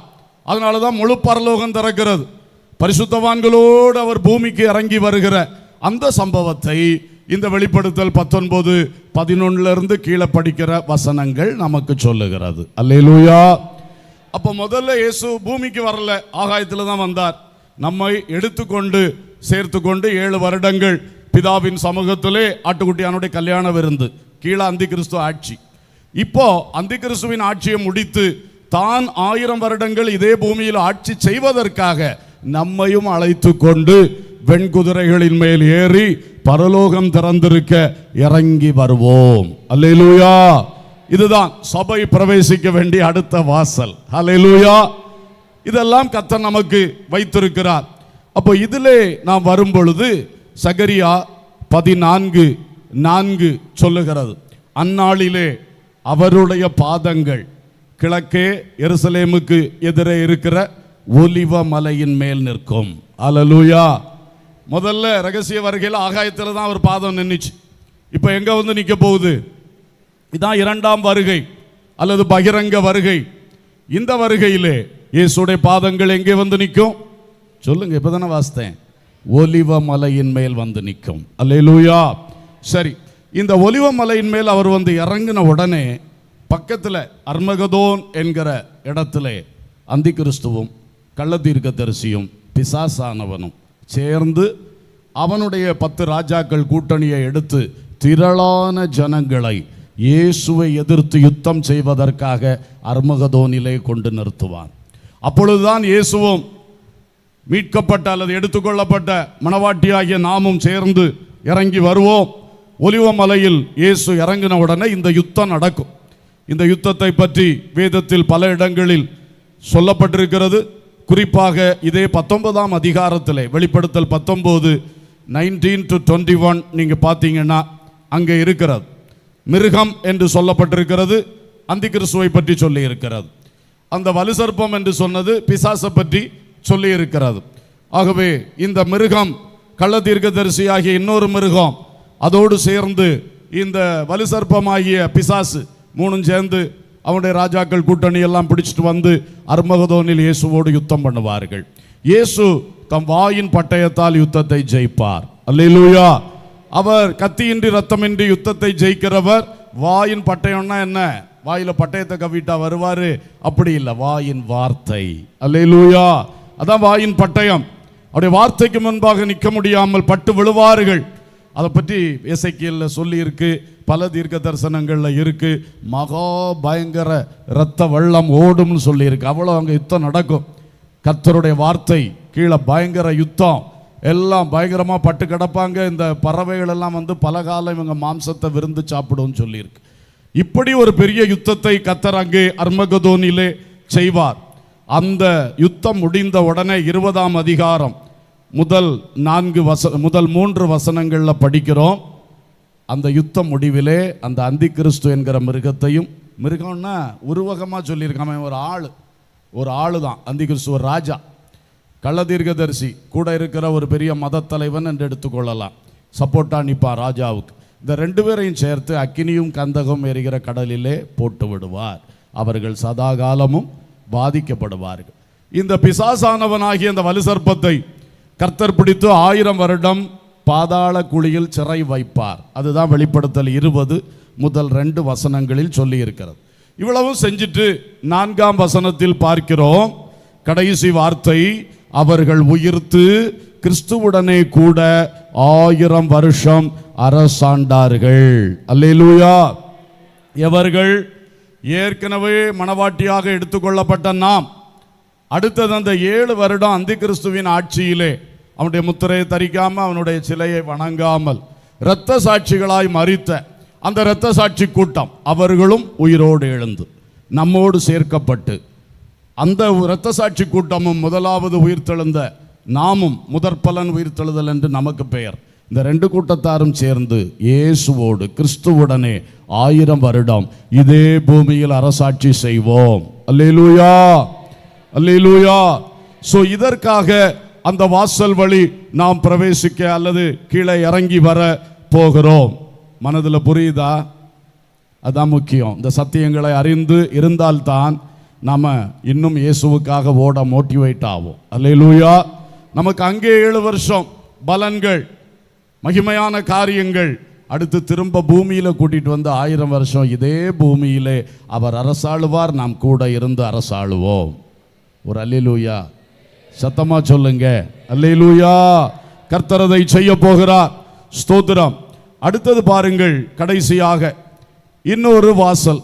வெளிப்படுத்தின விசேஷம் 22ஆம் அதிகாரம் 14ஆம் வசனம். ஜீவ விருட்சத்தின் மேல் அதிகாரம் உள்ளவர்கள் ஆவதற்கும் வாசல்கள் வழியாய் நகரத்திற்குள் பிரவேசிப்பதற்கும் அவருடைய கற்பனைகளின்படி செய்கிறவர்கள் பாக்கியவான்கள். ஒரு அல்லேலூயா சொல்லுவோம். இப்ப இன்னொரு வாசல் வழியா சபை பிரவேசிக்கணும். கடைசியில் நகரத்துக்குள் பிரவேசிக்கணும். அது எந்த நகரம்? பரம எருசலேம் என்கிற அந்த நித்திய வாசஸ்தலம். அல்லேலூயா. அங்கே 12 வாசல்கள். அதற்கு அந்த வாசல்கள் வழியாய் சபை உட்பிரவேசித்து அந்த புதிய எருசலேம் பட்டணத்திலே குடியேற்றுவிக்கப்பட்டு காலமெல்லாம் பிதாவோடும் ஆட்டுக்குட்டியானவரோடும் நாம் நித்திய நித்தியமாய் வாழுகிற ஒரு பாக்கியம் நமக்கு உண்டாகும். அல்லேலூயா. சபை கிறிஸ்துவுக்குள் வரணும், இயேசுவுக்குள் நுழையணும், பிரவேசிக்கணும். அந்த சபை நான் சொன்னது போல வெளிப்பாடுகளுக்குள், பரலோக வெளிப்பாடுகள், நித்தியத்தின் வெளிப்பாடுகள், தெய்வீக வெளிப்பாடுகள், ஆவிக்குரிய வெளிப்பாடுகள் என்கிற வாசலுக்குள்ள பிரவேசிக்கணும். அந்த சபை இயேசுவின் எக்காலம் துணிக்கும் பொழுது எடுத்துக்கொள்ளப்பட்டு பரலோக வாசலுக்குள் பிரவேசித்து தேவ சமூகத்துக்கு போகணும். அந்த சபை பரலோகமே திறக்கின்ற அந்த வேளையிலே இயேசுவோடு கூட இறங்கி வந்து பூமியில் அரசாட்சி செய்யணும். அந்த அரசாட்சிக்கு பிறகு 1000 வருட அரசாட்சிக்கு பிறகு வெளிப்படுத்தல் 27ஆம் வசனம், அந்த 1000 வருஷம் முடியும் போது சாத்தான் தன் காவலில் இருந்து விடுதலையாகி 8ஆம் வசனத்தில் திரும்ப ஒரு யுத்தத்தை கொண்டு வருவான். பூமியின் 4 திசைகளிலும் உள்ள ஜாதிகளாகிய கோகையும் மாகோகையும் மோசம் போக்கும் படிக்கும் அவர்களை யுத்தத்திற்கு கூட்டிக் கொள்ளும் படிக்கும் புறப்படுவான். அவர்களுடைய தொகை கடற்கரை மணலத்தனையாயிருக்கும். இப்போ இதுதான் எருசலேம் யுத்தம், கடைசி யுத்தம். இந்த யுத்தத்துக்கு பிசாசானவன் 1000 வருஷம் சிறையில் கிடந்தவன், ஆண்டவருடைய 1000 வருஷ அரசாட்சி முடிஞ்சவன அவனை அவிழ்த்து விடுகிறார். உடனே போய் ஆண்டவர் இயேசுவின் கைக்குள்ளே இருந்த அந்த மக்களில் ஒரு கூட்டத்தை மாகோகு என்பவனுடைய தலைமையிலே பிடித்து அவனை கொண்டு வருகிறான். கர்த்தருக்கு ஸ்தோத்திரம். அவன் பேர் கோகுன்னு நினைக்கிறேன், மாகோகு தேசத்தான் நினைக்கிறேன். ஒன்று தேசத்துக்கு பேர், ஒன்று ஆளுக்கு பேர். அந்த கோஷ்டி, அந்த ஜாதி, அந்த இனம், அவங்கள தலைமையாக எடுத்து கடற்கரை மணலத்துறையான கூட்டத்தை கொண்டு வந்து எருசலேமை சுற்றி விடான். இயேசு உள்ள இருப்பார், நாமளும் உள்ள இருப்போம் எருசலேமில். அடுத்த வசனத்தை பாருங்க. 9ஆம் வசனம். அவர்கள் பூமி எங்கும் பரம்பி பரிசுத்தவான்களுடைய பாளையத்தையும் பிரியமான நகரத்தையும் வளைந்து கொண்டார்கள். பரிசுத்தவான்களுடைய பாளையம்னா நாம தான் பரிசுத்தவான்கள். நம்முடைய பாளையம்னா நம்முடைய குடியிருப்பு. எருசலேமில் கர்த்தர் நமக்கும் குடியிருப்பு வச்சிருக்கிறார். ஆட்சியாளர்கள் ஆட்சியாளரோடு தானே இருக்க முடியும். The camp of the science, நாம் அங்கே தான் கேம்ப் அடிச்சிருப்போம். தமிழ்நாட்டு மந்திரிகள் அவங்களுக்கு அங்கே இடம் உண்டு. சென்னையில் அவங்களுக்கு கேம்ப் உண்டு, இடம். அதே மாதிரி இந்தியாவின் மந்திரிகளுக்கெல்லாம் டெல்லியில் இடம் உண்டு. அதே மாதிரி 1000 அரசாட்சியில் நம்மளுக்கெல்லாம் இயேசு இருந்து அரசாட்சி செய்கிற எருசலேமிலே இடம் உண்டு. அல்லேலூயா, ஸ்தோத்திரம். சரி, பரிசுத்தவான்களுடைய பாளையத்தை வளைந்து கொண்டான், பிரியமான நகரத்தை வளைந்து கொண்டான். இந்த பிரியமான நகரம் தான் எது? எருசலேம். எருசலேம். கர்த்தருக்கு ஸ்தோத்திரம். அப்பொழுது தேவனால் வானத்திலிருந்த அக்கினி இறங்கி அவர்களை பட்சித்து போட்டது. அல்லேலூயா. இந்த எருசலேம் யுத்தம், பரலோகத்திலிருந்து தேவன் அக்கினி இறக்கி இவர்களை பட்சித்து போடுவார். அல்லேலூயா. அர்மகதோன் யுத்தம், இயேசுவின் வாயின் வார்த்தையால் ஜெயம் எடுக்கப்படும். எருசலேம் யுத்தம், தேவனிடத்திலிருந்து இறங்கி வரும் அக்கினியால் ஜெயம் உண்டாகும். அல்லேலூயா. சரி, இப்படி ஆன பிறகு 10ஆம் வசனத்தில் சொல்லி இருக்கு, மேலும் அவர்களை மோசம் போக்கின பிசாசானவன் மிருகமும் கள்ள தீர்க்கதரிசியும் இருக்கிற இடமாகிய அக்கினியும் கந்தகமான கடலிலே தள்ளப்பட்டான். அவர்கள் இரவும் பகலும் சதா காலங்களிலும் வாதிக்கப்படுவார்கள். அல்லேலூயா. அடுத்தது 11ஆம் வசனத்திலிருந்து 15ஆம் வசனம் வரைக்கும் இயேசு பெரிய வெள்ளை சிங்காசனத்தின் மேல் உட்கார்ந்து ஆதாம் முதல் கடைசி மனுஷன் வரைக்கும் அத்தனை பேரையும் உயிரோடு எழுப்பி தன்னுடைய வெள்ளை சிங்காசனத்துக்கு முன்பாக நியாயாசனத்துக்கு முன்பாக நிறுத்தி நியாயம் தீர்ப்பார். அப்பொழுது ஜீவ புஸ்தகம் திறக்கப்படும், ஞாபக புஸ்தகம் திறக்கப்படும், இந்த நியாயப்பிரமாண புஸ்தகமாகிய கர்த்தருடைய வேத புஸ்தகம் திறக்கப்படும். இந்த புஸ்தகங்களில் எழுதப்பட்டிருக்கிறவைகளின்படியே ஒவ்வொருவரையும் நியாயம் தீர்ப்பார். அந்த ஜீவ புஸ்தகத்தில் பேர் எழுதப்பட்டவனாக காணப்படாத அத்தனை பேரையும் அக்கினி கடலிலே தள்ளி போடுவார். அவர்கள் சதா காலமும் பாதிக்கப்படுவார்கள். அல்லேலூயா. இதுதான் இறுதி நியாய தீர்ப்பு.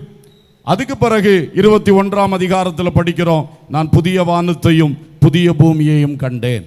இந்த பழைய வானம் பழைய பூமியை அகற்றிவிட்டு ஒரு புதிய வானம் புதிய பூமியை தேவன் கொண்டு வருகிறார். அதிலே தான் 2ஆம் வசனம், யோவானாகிய நான் புதிய எருசலேமாகிய பரிசுத்த நகரத்தை தேவனிடத்தினின்று பரலோகத்தை விட்டு இறங்கி வர கண்டேன்.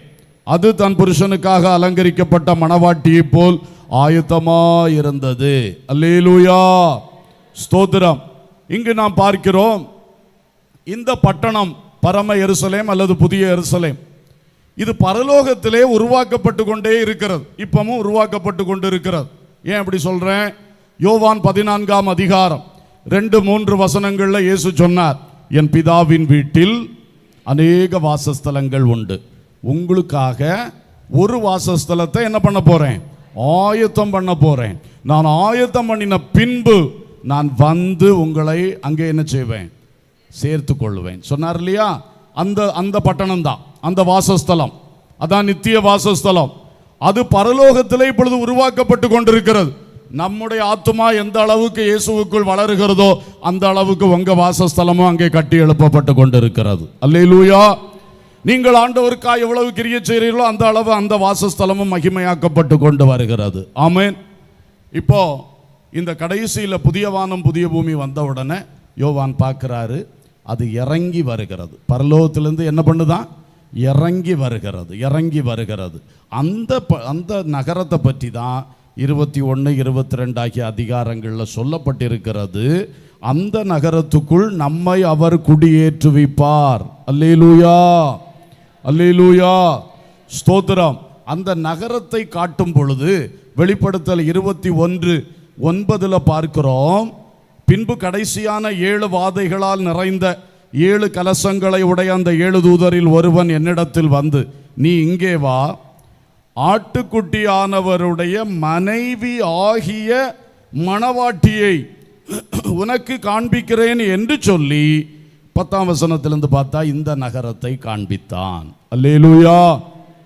அன்றைக்கு மணவாட்டி, இன்றைக்கு நித்திய வாசஸ்தலத்துக்குள்ள போகும்பொழுது என்ன பெயர் கொடுத்திருக்கிறது? ஆட்டுக்குட்டியானவருடைய மனைவி ஆகிய மணவாட்டி. கர்த்தருக்கு ஸ்தோத்திரம். அங்கே கைனே என்று சொல்லப்பட்டது, இங்கே கைனைக்கா என்று சொல்லப்பட்டது. கைனைக்கா என்றால் மனைவி. அப்போ மணவாட்டி இப்போ 1000 வருஷம் அவரோட இருந்தாச்சு, 1007 வருஷ கணக்கு அவரோட இருந்தாச்சு. இப்போ நித்திய வாசஸ்தலத்துக்குள்ள போகும் பொழுது அவன் சொல்றான், மனைவி ஆகிய மணவாட்டி. அவன் மனைவியா இருக்கிறாள், உறுதிப்பட்டு இருக்கிறாள், என்றென்றைக்கும் அவரோடு இருக்கிறாள். அல்லேலூயா. இந்த அனுபவத்தை சபை அடைய போகிறது. அன்றைக்கு தான் நான் ஏற்கனவே வாசித்தனே வசனம், ஜீவ விருட்சத்தின் மேல் அதிகாரம் உள்ளவர்கள் ஆவதற்கு, வாசல்கள் வழியாய் நகரத்துக்குள் பிரவேசிப்பதற்கும் அவருடைய கற்பனைகளின்படி செய்கிறவர்கள் பாக்கியவான்கள். அப்போ அங்கே இந்த மோட்ச பட்டணத்தில் அல்லது பரம எருசலேம் பட்டணத்தில் அழகா சொல்லியிருக்கு, பிதாவானவர் அங்கே இருப்பார், இயேசு அங்கே இருப்பார், ஜீவநதி ஓடும், ஜீவ விருட்சங்கள் உண்டாயிருக்கும், நமக்கு மிக மேன்மையான காரியங்கள் இருக்கும். அந்த ஜீவ விருட்சங்களின் மேல் அதிகாரம் உள்ளவர்கள் ஆவதற்குத்தான் இப்பொழுது சபையே நீ இயேசுவுக்குள் பிரவேசிக்கணும், நீ நல்ல வெளிப்பாடுகளை பெற்றுக்கொள்ளணும், அதற்குள் பிரவேசிக்கணும், நீ எடுத்துக்கொள்ளப்பட வேண்டும், நீ இயேசுவோடு மறுபடி இது 1000 வருஷாட்சிக்கு வருகிற கூட்டத்திலே நீ காணப்பட வேண்டும், நீ கடைசியிலே நகரத்துக்குள் பிரவேசிக்கிற பாக்கியம் பெற்ற கூட்டத்திலே நீ காணப்பட வேண்டும். அல்லேலூயா. இந்த வெளிச்சத்தை பெற்றவர்கள் இந்த ஓட்டத்தை சரியாய் ஓடுவோம். நான் முதலாவது நான் உங்களுக்கு சொன்னேன், நீங்கள் ரட்சிக்கப்படணும்னா மனம் திரும்பணும், ஞானஸ்நானம் பெறணும், பரிசுத்த ஆவியை பெறணும், வேறுபட்டு விட்டு விலக வேண்டியதை விட்டு விலகி பரிசுத்தமாய் வாழ வேண்டும். அது மட்டுமா? கீழே சொல்லி இருக்கு, நீங்கள் சபை கூடி வந்து நீங்கள் அப்போஸ்தலருடைய உபதேசத்திலும் அந்யோன்யத்திலும் அப்பம் பிட்குதலிலும் ஜெபத்திலும் உறுதியாக என்ன செய்ய வேண்டும்? சொல்லுங்க. தரித்திருக்கணும். அதுதான் ஆயத்தமாகிறது. ரட்சிப்பின் கிரியை ஃபர்ஸ்ட் ஸ்டெப்பில் செய்து முடிச்சிடணும். ஆனால் அதுக்கு பிறகு சபை கூடி வரணும், ஆவியோடு உண்மையோடு தேவனை ஆராதிக்கணும், உபதேசம் கேட்கணும், ஃபெல்லோஷிப் அந்யோன்யத்தில் நல்லா இருக்கணும், அப்பம் பிட்குதலாகிய கர்த்தருடைய பந்தி அதிலே நாம் பங்கு பெற வேண்டும், ஜெபங்களில் பங்கு பெற வேண்டும். அல்லேலூயா. இதில் தான் நம்மளை ஆயத்தம் பண்ணிக்கிறோம். ஆயத்தம் ரொம்ப தேவை. முதல்ல உள்ளது தகுதி, ரெண்டாவது உள்ளது என்னது? ஆயத்தம். அது மட்டும் இல்லை, இந்த அஸ்திபாரங்களே என்னைக்கு போட்டுட்டு இருக்காம பூரணராகும்படி கடந்து போங்க என்று எபிரேயர் 6:2 சொல்லியிருக்கு. அப்போ கிறிஸ்துவினுடைய சாயலை தரித்து கொள்வது தான் பூரணம். பிதாவின் பூரண சர்க்குணத்தை பெற்றுக்கொள்றது தான் பூரணம். இப்படி ஒவ்வொன்றிலும் பூரணம் அடைந்து கிறிஸ்துவினுடைய தன்மைகளை நம்முடைய உள்ளத்தில் பெற்று ஒரு கிறிஸ்துவை போல் ஆனவர்களாக மாறணும், பிதாவை போல மாறணும் என்றெல்லாம் எதிர்பார்க்கப்படுகிறது. அந்த பூரணம் அடையும்படி வாழ்க்கையில முன்ன செல்லணும். அல்லேலூயா. அப்படி செல்லணும்.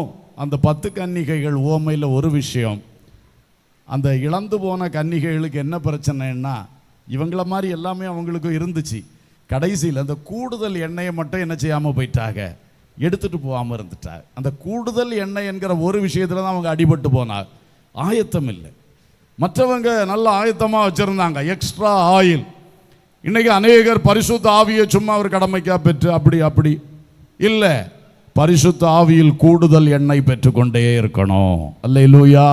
அந்த ஆயத்தம் மிக முக்கியம். ஆவியில் பலன் கொண்டே இருக்கணும், ஆவியானவரால் நடத்தப்பட்டு கொண்டே இருக்கணும். அது வரும்பொழுதுதான் ஆயத்தம். திடீர்னு எக்காலம் தோணிச்சா இங்கே கேட்கும், டக்குன்னு எழும்பி போவோம். அல்லேலூயா. ஸ்தோத்திரம். கடைசியாக ஒன்றை கூட சொல்லிடுறேன், தகுதி, ஆயத்தம், விழிப்பு. என்ன விழிப்பு? தூங்காமல் இருக்கிற விழிப்பு அல்ல. கண்ணு விழிச்சிருந்தாலும் தூங்கினாலும் இதயத்தில் ஒரு விழிப்பு இருக்கணும். என்ன விழிப்பு? வாழ்க்கையில் எதை செய்தாலும் இது வருகையில் போவதற்கு தடையாகிடக்கூடாதே. இந்த துடிப்பு நம்ம உள்ளத்தில் எப்பவும் இருக்கணும். நான் இந்த பணத்தை சம்பாதிக்க போகிற இந்த முறைமை வருகைக்கு என்ன செய்திடக்கூடாது, தடுத்துடக்கூடாது. இந்த சொத்து டீலிங்கில் நான் போகிறேன், இந்த கல்யாண டீலிங்கில் நான் போகிறேன், வேறு எத்தனையோ காரியம் செய்கிறோம் பூமியில். ஒன்னொன்னும் செய்யும் பொழுது ஒரு விழிப்பு வரணும். இது இயேசு எக்காலம் தொனிக்கும் போது நாம் பறந்து போவதுக்கு தடையாக இருந்துடக்கூடாது.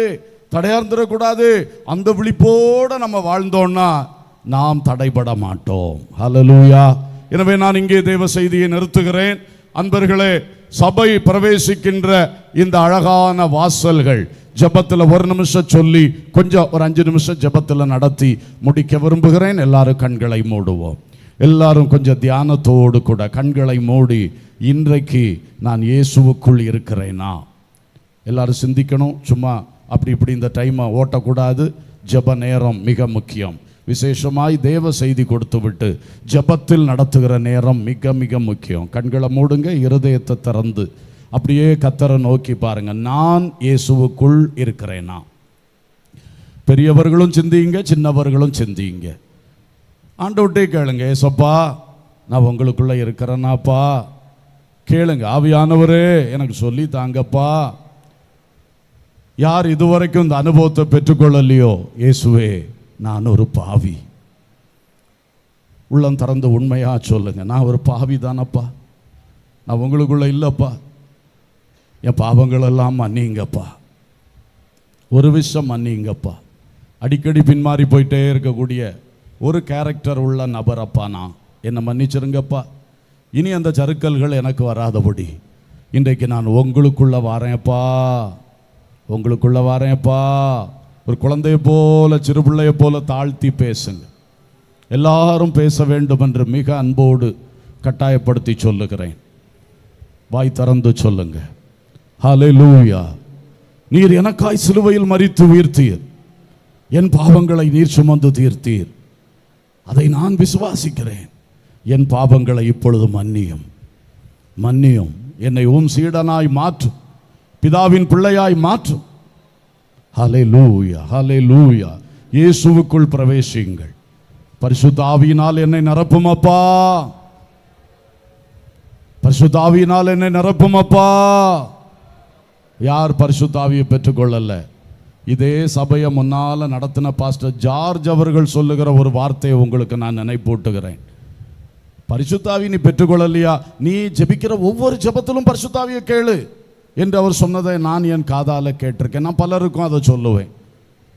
யார் பரிசுத்தாவியினால இதுவரை நிரப்பப்படலையோ, நீங்க எப்ப தனி ஜெபம் பண்ணாலும் முதல் வார்த்தை தான், அப்பா உங்க பரிசுத்தாவி எனக்கு தாங்க, அப்பா உங்க பரிசுத்தாவி எனக்கு தாங்க. இப்படியே ஜெபம் பண்ணிட்டு இருங்க, அந்த தாகம் பெருகும். ஆண்டவர் உன்னை ஜீவ தண்ணீராகிய ஆவியினால் தாகம் தீர்ப்பார். ஞானஸ்நானம் பெறாமல் இருக்கிற யாரா இருந்தாலும் இயேசுவின் வருகை சமீபமா இருக்கு. உலக நாடுகளில் நடக்கிற யுத்தங்கள் அதெல்லாம் தெளிவுபடுத்துது. ஆனாலும் இன்னும் ஞானஸ்நானம் கூட எடுக்கலையே. என்னைக்கு ஞானஸ்நானம் எடுக்க போறிய? என்னைக்கு இயேசுவின் கைப்பிடித்து உடன்படிக்கை செய்ய போறிய? இந்த ராத்திரி இப்பொழுது தீர்மானம் பண்ணுங்க. இனி காலதாமதமே வேண்டாம். ஏசப்பா உங்க கையை பிடிக்கணும். அதுக்காக வேற எந்த கையை விடுறதுக்கும் நான் ஆயத்தம், எந்த பொல்லாதவனையும் விடுறதுக்கு ஆயத்தம், எந்த பாவத்துக்கு எதுவானதையும் விடுறதுக்கு நான் ஆயத்தம். உங்க கையை பிடிக்கணும்ப்பா. நான் ஞான ஸ்நானம் எடுக்க இப்பொழுது தீர்மானிக்கிறேன், இப்பொழுது தீர்மானிக்கிறேன். தெளிவாண்டவரோட பேசுங்க, பாஸ்டர் இடத்திலே பரவ பேசுங்கள், அவர் வழி நடத்துவார். ஹல்லேலூயா, praise the Lord, praise the Lord. இயேசுவுக்குள் வா. விட்டு விலக வேண்டியதை வேதத்திலிருந்து உனக்கு காட்டுகிறார், பிரசங்கத்தின் மூலம் அடிக்கடி காட்டுகிறார். விட மனம் இல்லையா? இயேசு வேணுமா?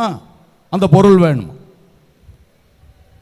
ஒன்றில் உலகத்தை சிநேகித்து இயேசுவை விட்டு விலகி போ, இல்லாவிட்டால் உலகத்தை விட்டு விட்டு இயேசுவை சிநேகி. அதான சொன்னார், 2 எஜமான்களுக்கு ஊழியம் செய்ய ஒருத்தனாலும் முடியாது. ஒன்றில் உலகத்தை சிநேகி, இல்லைன்னா தேவனை சிநேகி. இன்றைக்கு உறுதிப்படுங்க தேவ மக்களே. நம்ம இந்த உலகத்தில் இதெல்லாம் வச்சு என்னத்தை கண்டோம், எங்கே கொண்டு போக போகிறோம்? ஆனால் இயேசுவை இழந்து விடக்கூடாது.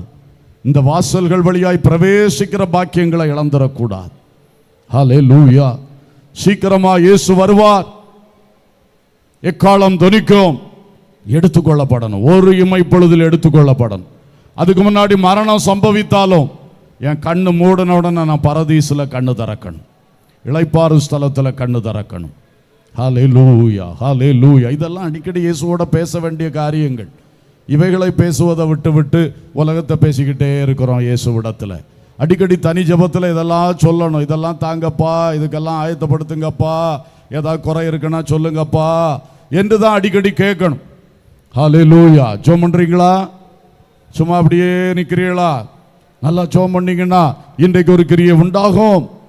ஸ்தோத்திரம், ஸ்தோத்திரம், ஸ்தோத்திரம், ஸ்தோத்திரம். இயேசுவோடு வெண்குதிரைகள் மேல் ஏறி இந்த பூமிக்கு திரும்ப வருவோம். என்ன பெரிய பாக்கியம். கடைசியிலே பரம எருசலேம் நகரத்தின் வாசல்களுக்குள் பிரவேசித்து ஜீவ விருட்ச கனி புசித்து ஆதாமும் அவன் சந்ததி இழந்து போன பாக்கியத்தை மறுபடி நாம் அங்கே பெற்று என்றென்றைக்கும் ஜீவனோடு இருப்போம். ஹல்லேலூயா. நித்திய ஜீவன், நித்திய மகிமை, நித்திய ஆளுகை நமக்கு உண்டு.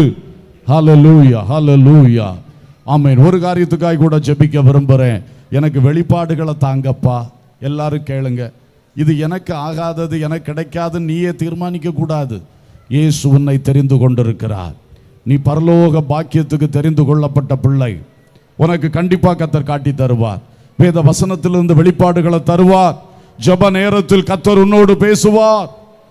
உனக்கு சில காட்சிகளை, சொப்பனங்கள், தரிசனங்களை தருவார். நீ வாஞ்சித்தால் பெற்றுக்கொள்ளுவாய். ஆராதனை நேரத்திலே கர்த்தருடைய மகிமை காண்பாய். கேளுங்க, கேளுங்க, வாய் திறந்து வாஞ்சையோட கேளுங்க, வாஞ்சையோட கேளுங்க. ஆசை வந்தால் அதை நிச்சயம் ஆண்டவர் தருவார். நல்ல விருப்பங்களை கர்த்தர் கனம் பண்ணுவார். ஹல்லேலூயா. கேட்கிறீங்களா? கேட்கிறீங்களா? Praise God. ஸ்தோத்திரம், ஸ்தோத்திரம், ஸ்தோத்திரம். அதிக வெளிப்பாடுகள், சொப்பனங்கள், தரிசனங்கள் கிடைக்கிறவங்களுக்கு ஒரு காரியத்தை மட்டும் சொல்லி நான் ஜெபிக்கிறேன். நீங்க உங்களுக்கு கிடைக்கிற சொப்பனத்துக்கு வரக்கூடிய அர்த்தங்களை, உங்க வசனத்துக்கு கிடைக்கக்கூடிய வியாக்கியானங்களை அடுத்து வாசிக்கிற வசனங்களோடு ஒப்பிட்டு பார்த்து கொண்டே இருக்கணும். உங்க மேப்பன் பேசுகிற வசனத்தோடு ஒப்பிட்டு பார்த்து கொண்டே இருக்கணும். அப்போ வழி விலக மாட்டீங்க. தவறான வெளிப்பாடு வராது. துருபதேசம் உங்களுக்குள்ள ஏறாது. அந்த வஞ்சக சாத்தான் அதில் நுழையிறதுக்கு கர்த்தர் இடம் கொடுக்க மாட்டார். அதனால உங்களுக்கு கிடைக்கக்கூடிய எந்த வெளிப்பாடானாலும், எந்த தரிசனம் ஆனாலும் நீங்க வாசிக்கிற வசனங்களோடு ஒப்பிட்டு பார்த்து கொண்டே இருக்கணும். உங்க மேப்பன், கண்ட பிரசங்கம் அல்ல, உங்க மேப்பன் பண்ணுகிற அந்த செய்தியோடு அதை ஒப்பிட்டு பார்த்து கொண்டே இருக்கணும். கர்த்தர் தெளிவான பாதையில் சரியாய் நடத்துவார். ஹல்லேலூயா, ஹல்லேலூயா, ஹல்லேலூயா, ஹல்லேலூயா. பரம எருசலேமே பரலோகம் விட்டிறங்குதே, அலங்கார மணவாட்டியாய் அழகாக ஜொலித்திடுதே. பரம எருசலேமே பரலோகம் விட்டிறங்குதே, அலங்கார மணவாட்டியாய் அழகாக ஜொலித்திடுதே. ஆமென், அல்லேலூயா, ஆமென், அல்லேலூயா, ஆமென், அல்லேலூயா, ஆமென், அல்லேலூயா. விடுதலையே, விடுதலை, விடுதலையே, லோகமதின் மோகத்தில் விடுதலையே, விடுதலையே, விடுதலை, விடுதலையே, லோகமதின் மோகத்தில் விடுதலையே. நானே என்னும் சுய வாழ்வில் விடுதலையே, நாதர் தன்னில் வாழ்வதால் விடுதலையே. சுயாதீன எருசலேமே, சுயாதீன எருசலேமே பரலோகம் விட்டிறங்குதே, அலங்கார மணவாட்டியாய் அழகாக ஜொலித்திடுதே. சுயாதீன எருசலேமே பரலோகம் விட்டிறங்குதே, அலங்கார மணவாட்டியாய் அழகாக ஜொலித்திடுதே. ஆமென், அல்லேலூயா. சந்தோஷமாக glory, ஆமென், அல்லேலூயா, ஆமென், அல்லேலூயா. சர்வ சங்க சபையினில் அங்கமானே, சர்வலோக நடுவரின் அருகில் வந்தே. சர்வ சங்க சபையினில் அங்கமானே, சர்வலோக நடுவரின் அருகில் வந்தே. பரிந்துரைக்கும் இரத்தத்தில் மூழ்கி நின்றே, பகலமாய் தூதர்கள் ஆடி நின்றார். ஆகா என் எருசலேமே, ஆகா என் எருசலேமே பரலோகம் விட்டிறங்குதே, அலங்கார மணவாட்டியாய் அழகாக ஜொலித்திடுதே. ஆகா என் எருசலேமே பரலோகம் விட்டிறங்குதே, அலங்கார மணவாட்டியாய் அழகாக ஜொலித்திடுதே. ஆமென், அல்லேலூயா, ஆமென் அல்லேலூயா, ஆமென் அல்லேலூயா, ஆமென் அல்லேலூயா, ஆமென் அல்லேலூயா. சந்தோஷமா விசுவாசத்தோடு அல்லேலூயா, ஆமென் அல்லேலூயா, ஆமென் அல்லேலூயா. ஓ glory, ஆமென். இயேசுவாகிய வாசலுக்குள் பிரவேசிக்க, பரலோக வாசல்களுக்குள் பிரவேசிக்க பாக்கியவானா என்னை தெரிந்து கொண்டீரே, பாக்கியவாட்டியா என்னை தெரிந்து கொண்டீரே. ஆமென் அல்லேலூயா. என் நேசரே, என்னை ஆயத்தப்படுத்தும் பரிசுத்த ஆவியே, என்னை ஆட்கொண்டு நடத்தும், வசனத்தால் நிரப்பும், ஆவியால் நிரப்பும், புதிய வெளிப்பாடுகளால் என்னை நிரப்பும், பரலோக ராஜ்யத்தின் மகிமையை குறித்த ஆசை விருப்பங்களால் என்னை நிரப்பும்.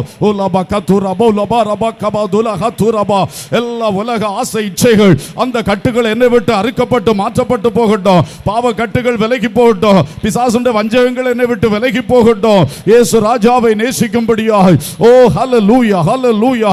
மணவாட்டி மணவாளன் மேல் தாகமாய் இருப்பது போல இயேசுவே உங்க மேல நாங்க பற்றுதலாய் இருக்கும்படியாய் அந்த புதிய அபிஷேகம், அந்த அன்பின் அபிஷேகம், அந்த அன்பின் அபிஷேகம் எங்களுக்குள் உயிர்ப்பிக்கப்படுவதாக, உயிர்ப்பிக்கப்படுவதாக. உலபா கதுரா பௌலபரா பௌஷபலா திஃபனமதுலா கதுரா பௌகபரா சதலா திஃபிரிவிரி கபரா பௌஷல பௌதுரியா உலிபிரா பௌஷந்தோனா. ஆமென். இயேசுவை நேசிக்க முழு இருதயத்தோடு முழு மனதோடு உம்மில் அன்பு கூற, ஆமென், என்னை நேசிக்கிறது போல பிறனையும் நேசிக்க அன்பினால் நிரப்போ, அன்பினால் நிரப்போ, சாட்சியின் வாழ்க்கையாய் நிரப்போ. இயேசுவே என் இதயத்திலே உம்மை குறித்த சந்தோஷம் பெருகட்டும், பரலோக மகிமை குறித்த சந்தோஷம் பெருகட்டும், வசன வெளிப்பாடுகளை குறித்த சந்தோஷம் பெருகட்டும், ஆவிக்குரிய அனுபவங்களை குறித்த சந்தோஷம் பெருகட்டும். உலபதலப கபர பௌஷபல பௌதரா துனமா. ஆமென், ஆமென், ஆமென். ஹல்லேலூயா, ஹல்லேலூயா. நல்ல கரங்களை தட்டி கர்த்தருக்கு ஸ்தோத்திரம் செலுத்துவோம். இன்று முதலே வேதம் என் மனமகிழ்ச்சி, இன்று முதலே ஆவியானவரோடு வாழ்வது என் மனமகிழ்ச்சி, பரலோக காரியங்கள் என் மனமகிழ்ச்சி. ஹல்லேலூயா, ஹல்லேலூயா, ஹல்லேலூயா. உலக ஆசாபாசங்கள், சிற்றின்பங்கள் இவைகளை விட்டு விலகி விலகி என் இயேசுவோடும் பரலோக காரியங்களோடும் நான் இணைக்கப்படுவேன். ஷபரகது நபௌஷதலா. ஆமென். ஹல்லேலூயா, ஹல்லேலூயா, hallelujah. Thank you Lord, thank you Lord, thank you Lord.